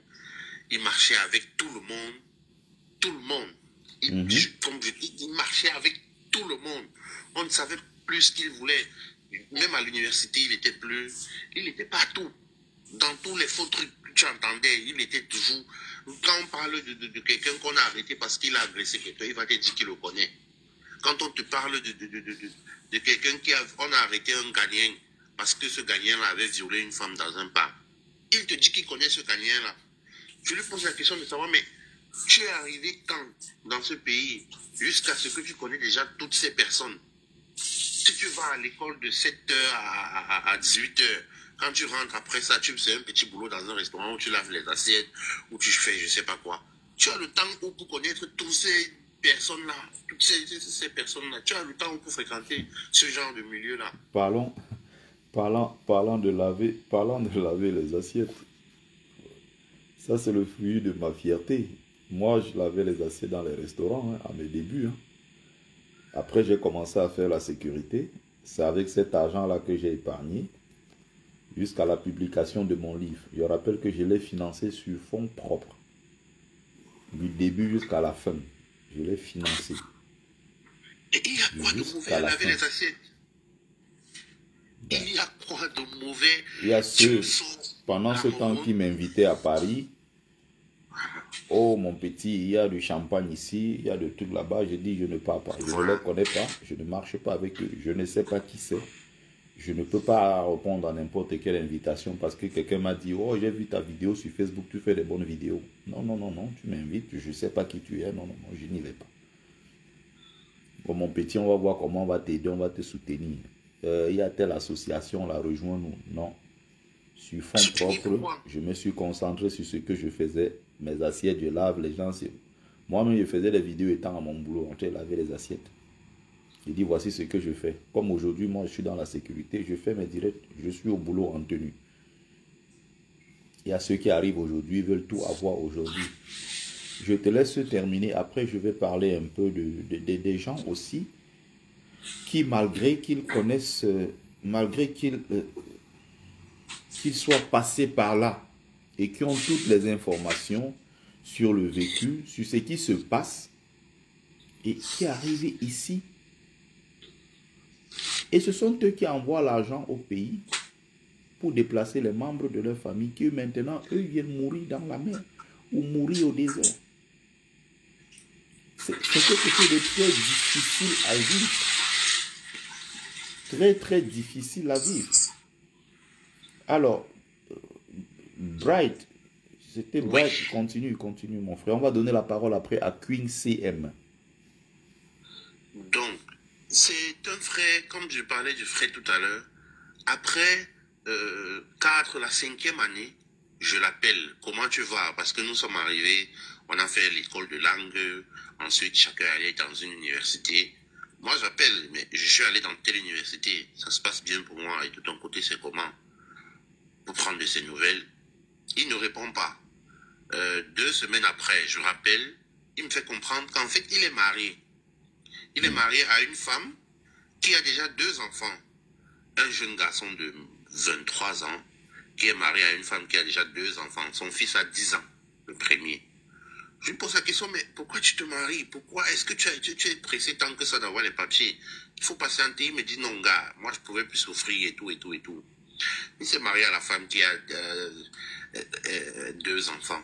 Cette femme-là, entre-temps, elle a déjà un parcours énorme. Elle connaît déjà ce qu'il faut pour maîtriser l'homme. C'est comme ça qu'elle a fait souffrir ce gars. Il travaillait 2 boulots. Et tout, c'est elle qui récupérait l'argent. Parce qu'elle sait qu'elle le tient avec le papier. Parce qu'elle savait qu'elle le tenait. Donc tout ce qu'il travaillait, c'est elle qui encaissait. Entre-temps, imagine-toi un homme qui travaille, il est ramené à moins que rien et tout. J'ai perdu de ses nouvelles. Quelques années après, j'appelle. C'est la femme qui décroche. Elle dit qu'il est à l'hôpital psychiatrique. Ah ouais? Oui. Il est à l'hôpital psychiatrique. Il a été enfermé là-bas. Il a fait 6 mois à l'hôpital psychiatrique. J'ai appelé. Un jour, c'est lui-même qui m'appelle. Quand tu parles avec le gars, tu sens vraiment qu'il délie. Il n'est plus sur terre. Il est parti. On l'a perdu. Ça y est. Terminé. Quelques mois encore après, il sort de l'hôpital. C'est la police qui m'appelle pour me dire que voilà, on l'a arrêté, il voulait se suicider et tout. Donc, quand on a demandé, on a fouillé son contact, on a vu mon téléphone, mon numéro de téléphone, c'était écrit frère. Donc, ils se sont dit, je suis de la famille, ils m'ont appelé. Voilà, il a fallu que on bataille dans la communauté ici pour le rapatrier. On a supplié l'immigration japonaise pour qu'il le rapatrie au Cameroun. Aujourd'hui, il est au pays, on ne sait pas trop ce qu'il est. On ne sait pas trop comment il va. On ne sait pas. Donc voilà un jeune homme fort, battant, qui est perdu. Que nous avons perdu. L'ambassade de notre pays ici, c'est comme une chambre. Non, qu'est-ce que je dis? C'est une chambrette. C'est-à-dire, si tu prends ton vélo, tu vas cogner cette chambrette-là, ça va se renverser. C'est une chambrette en bordure de route. Tu as un problème avec la police, tu vas là, tu toques, on ne reçoit pas à l'intérieur, on reçoit dehors. C'est-à-dire, à bon vent là, tu ne peux pas avoir un problème de sécurité, tu vas dans notre ambassade. C'est même pas une ambassade, c'est une chambrette. Une chambrette. Donc, pour conclure et ne pas être trop long, moi je me dis, la faute en quelque sorte revient à la génération d'avant nous, ces gens des années 80 là, ces générations de Féman, où ils sont sortis du pays, ils savaient que voilà la réalité. Quand ils rentrent au Cameroun, ils nous font croire que c'est le paradis. Ils n'ont jamais pris le temps d'éduquer la génération qui suit. Ils ont passé le temps à rentrer au pays et à jouer les seigneurs, à nous faire croire que l'extérieur c'était le paradis. Ils n'ont jamais pris le temps de transmettre l'éducation qu'ils ont reçue. Cette génération d'avant nous, ces gens qui sont nés dans les années 70 et 80, cette génération-là, ils ont tout vendu. C'est pas de leur faute. Hein. Les gens font ce qu'ils ont à faire de leur vie. C'est aussi simple que cela. C'est-à-dire quoi? C'est à toi de savoir ce qui est bon pour toi. C'est à toi de faire le bon choix. Tu as des différents modèles devant toi. Tu as le bon, tu as le mauvais. Il faut dire la vérité, c'est que nous avons une jeunesse qui est très envieuse. Une jeunesse qui est pressée, comme tu disais tout à l'heure, qui veut tout. Là, là, là. Mais tu es en Europe. Tu sais que quelqu'un ici, pour un pays comme la France, le SMIC, on est dans les 1300, 1350. C'est des boulots qui sont simples. Après, si tu prends quelques petites heures supplémentaires, tu peux gagner beaucoup plus. Si tu as un deuxième boulot, tu peux gagner beaucoup plus. Il y a des gens vraiment côté boulot, ils s'en sortent très bien. Moi, c'est mon cas. J'ai fait le choix de bosser dur. Mais je n'ai pas qu'un seul boulot. J'ai un boulot avec un autre temps partiel qui me donne le salaire que ça me donne. J'ai une vie confortable. Ça me va. Mais, à côté, tu vas voir quelqu'un qui n'a pas de formation, qui n'a pas été à l'école, rien du tout, mais la vie qui te montre sur les réseaux sociaux, quand tu regardes sa voiture, tu regardes les milieux qu'il fréquente, quand il vient en boîte de nuit, c'est le VIP, et tout le reste, il te dit qu'il est un homme d'affaires. Aujourd'hui, les fémans ont fait que on ne sait plus la différence entre féman et homme d'affaires. Finalement, homme d'affaires, on confond ça aujourd'hui. C'est interchangeable, quoi. On ne sait plus, en fait. Quand tu dis que tu es homme d'affaires aujourd'hui, bref, on ne sait plus ce que tu fais. Parce que homme d'affaires, c'est vague. C'est devenu vague. Et la même chose avec au pays. Avec ces femmes qui font la prostitution, elles sont toutes des entrepreneuses. Voilà. Voilà, je travaille à mon propre compte. Quand quelqu'un te sort un truc comme ça. Voilà. Je travaille à mon propre compte. Je suis chef d'entreprise. Je suis chef de ma propre entreprise, ma structure. Des choses comme ça, en fait. C'est toi qui choisis. Moi, je connais tous ces gars-là dans la nuit parisienne et tout. Il y en a qui, ils ont quoi comme formation? Rien, c'est rien dans la tête. On sait ce que ces gens-là font. Il faut juste maintenant savoir que voici le bon modèle, voici le mauvais modèle. Mais il y a des gens, fait un seul direct un jour. Quand il y a eu l'affaire ici d'un féman qui avait été kidnappé en Allemagne, jusqu'à ça a beaucoup chauffé comme ça. Mais va voir quand tu partais, tu osais mettre un commentaire du genre, ah, il a eu ce qu'il cherchait, il cherchait quoi dans le fait. Va voir comment les gens te tombaient dessus. Tu es jaloux. Tu es jaloux, tu es haineux, tu es aigri, tu es ceci. Oui. Je vais prendre un exemple simple dans leur propre milieu. Non, c'est pas que les gens ne savent pas que là où ils vont, c'est pas bon. Non, ils le savent. C'est juste qu'il y a des gens qui veulent tout de suite. C'est des gens envieux, c'est des gens frustrés et tout ce genre de choses. Moi, je prends un exemple très simple dans le milieu des fémans. Ils font ce qu'ils ont à faire de leur vie. Hein. C'est toi qui choisis. Encore une fois, tu as le choix. On ne t'a pas obligé d'entrer dans ces milieux-là. Il y a un féman aussi qui vit en Angleterre, l'ancien show de, on l'appelle Maître Magouya, l'ancien mari de Maman Magouya, Dédi Ponce. Son gars là, c'est Dieu Cyclone. Mais Dieu Cyclone, quand il y a eu ce deuil-là, cet assassinat et tout, il a fait une publication sur sa page. Il a dit, mon frère, ces choses-là, s'il vous plaît, les Camerounais, c'est devenu, arrêtez ce genre de choses. Je suis passé par là, j'ai connu ça. Aujourd'hui, moi, j'ai arrêté, je ne suis plus dans ça. Je suis allé, j'ai fait une formation comme tout le monde. J'ai mon petit boulot, avec mon petit salaire que je gagne dignement. Je m'occupe de mon fils qui fait la boxe et tout. J'ai ma petite vie. S'il vous plaît, ces choses-là, sortez dedans. Mais, mon Dieu, il va se faire laminer. Les insultes. Si tu vois comment les gens insultent. On va réveiller même ses ancêtres et les engueuler. C'est là où tu dis que, ah, mais les Camerounais, waouh. C'est-à-dire qu'ils sont complices de leur propre souffrance. Ils savent exactement ce qui se passe. Donc, quand tu vois les gens qui soutiennent encore Biya aujourd'hui, après 43 ans d'échec, ils soutiennent ce Biya. Non, il ne faut pas faire croire aux gens que non. Ils ne savent pas ce qu'ils font. Ils savent très bien ce qu'ils font. Ils savent que ce Biya qu'ils soutiennent là, ce n'est pas le bon choix. Mais ils le font. C'est une question de choix. Va voir comment les gens l'ont insulté. Et parmi ces gens qui insultent, beaucoup sont des jeunes et beaucoup sont des femmes.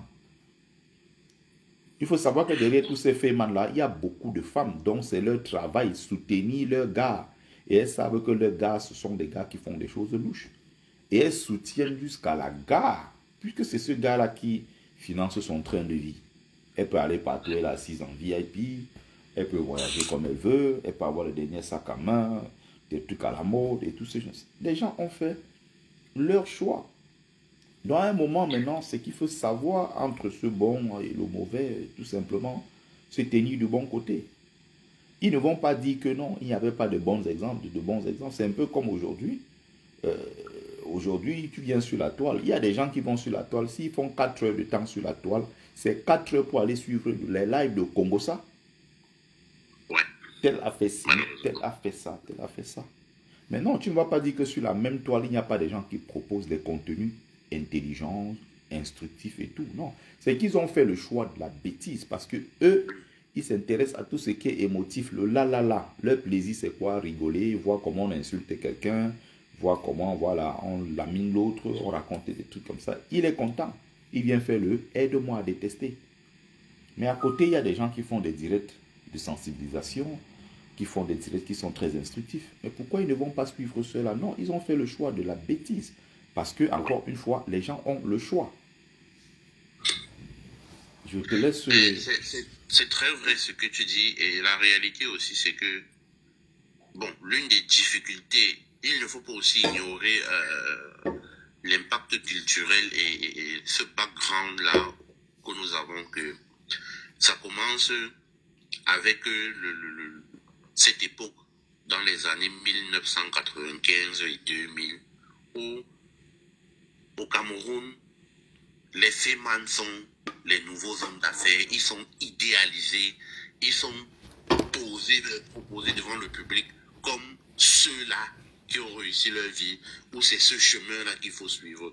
La même chose qu'on fait aujourd'hui avec les entre guillemets, ou c'est des pattes, on appelle des pattes, ou c'est des pattes diamants, ou c'est des quoi, tous ces genres de choses. Les waka que tu vois aujourd'hui, là, il y a une époque... mais moi, je suis né, j'ai grandi dans le Mungo. Il y a une époque dans le Mungo, on ne parlait que d'une seule personne, Nunjeu. Nunjeu. Il y a des noms comme ça qui sont restés. Hein. Donatien Kouagne, Nunjeu. Ou c'est Eurojos. Ça, c'est des noms au Cameroun, c'est resté. Il y avait Jean-Pierre Sarr. Il y avait des noms comme ça. Tous ces noms-là qui sont restés, les Raymond Tchengantor, c'est des noms que tu le veuilles ou non, c'est des noms qui sont restés. Il y avait une équipe de chez nous, Aigle de Konsamba. Là-bas dans le Mungo, ils venaient jouer le match chez nous. J'étais encore plus jeune. Je voyais les gars, la première fois que je vois les maillots du PSG, les gars qui ont porté des trucs propres là sur le terrain, avec l'Aigle de Konsamba, à l'époque, des trucs comme ça.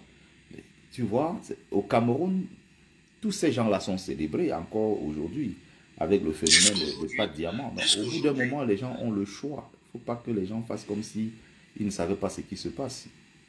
Non, tu sais aussi que c'est bien, il y a des esprits forts, tu vois, qui marcheront toujours comment ils veulent. Il y a des esprits forts que tu vas leur faire une propagande à un niveau abusé, ou même tu vas changer, programmer leur rêve dans la nuit quand ils dorment. Mais quand ils se lèvent le matin, il suivra le chemin qu'il a décidé de suivre. Il y a les esprits faibles. Moi, ce que je reprochais tantôt tout à l'heure à la génération qui nous a précédés, c'est le fait d'avoir poussé trop ces personnes-là à l'idéalisme et n'avoir pas pris le temps de dire, écoutez les jeunes, prenez votre temps. N'avoir pas pris la peine de transmettre ce flambeau-là, parce qu'eux, ils l'ont reçu.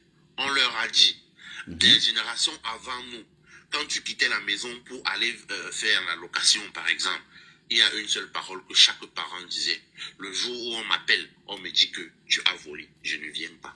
On t'a mis en prison, je ne viens pas, je ne mettrai pas les pieds. Comme tu sors de chez moi, sache que tu vas aller gagner ta vie dignement. Si j'apprends qu'on t'a tué parce que tu as volé, je ne viens pas. On va t'atterrir comme une chèvre, je ne serai pas là. Comme dans nos familles.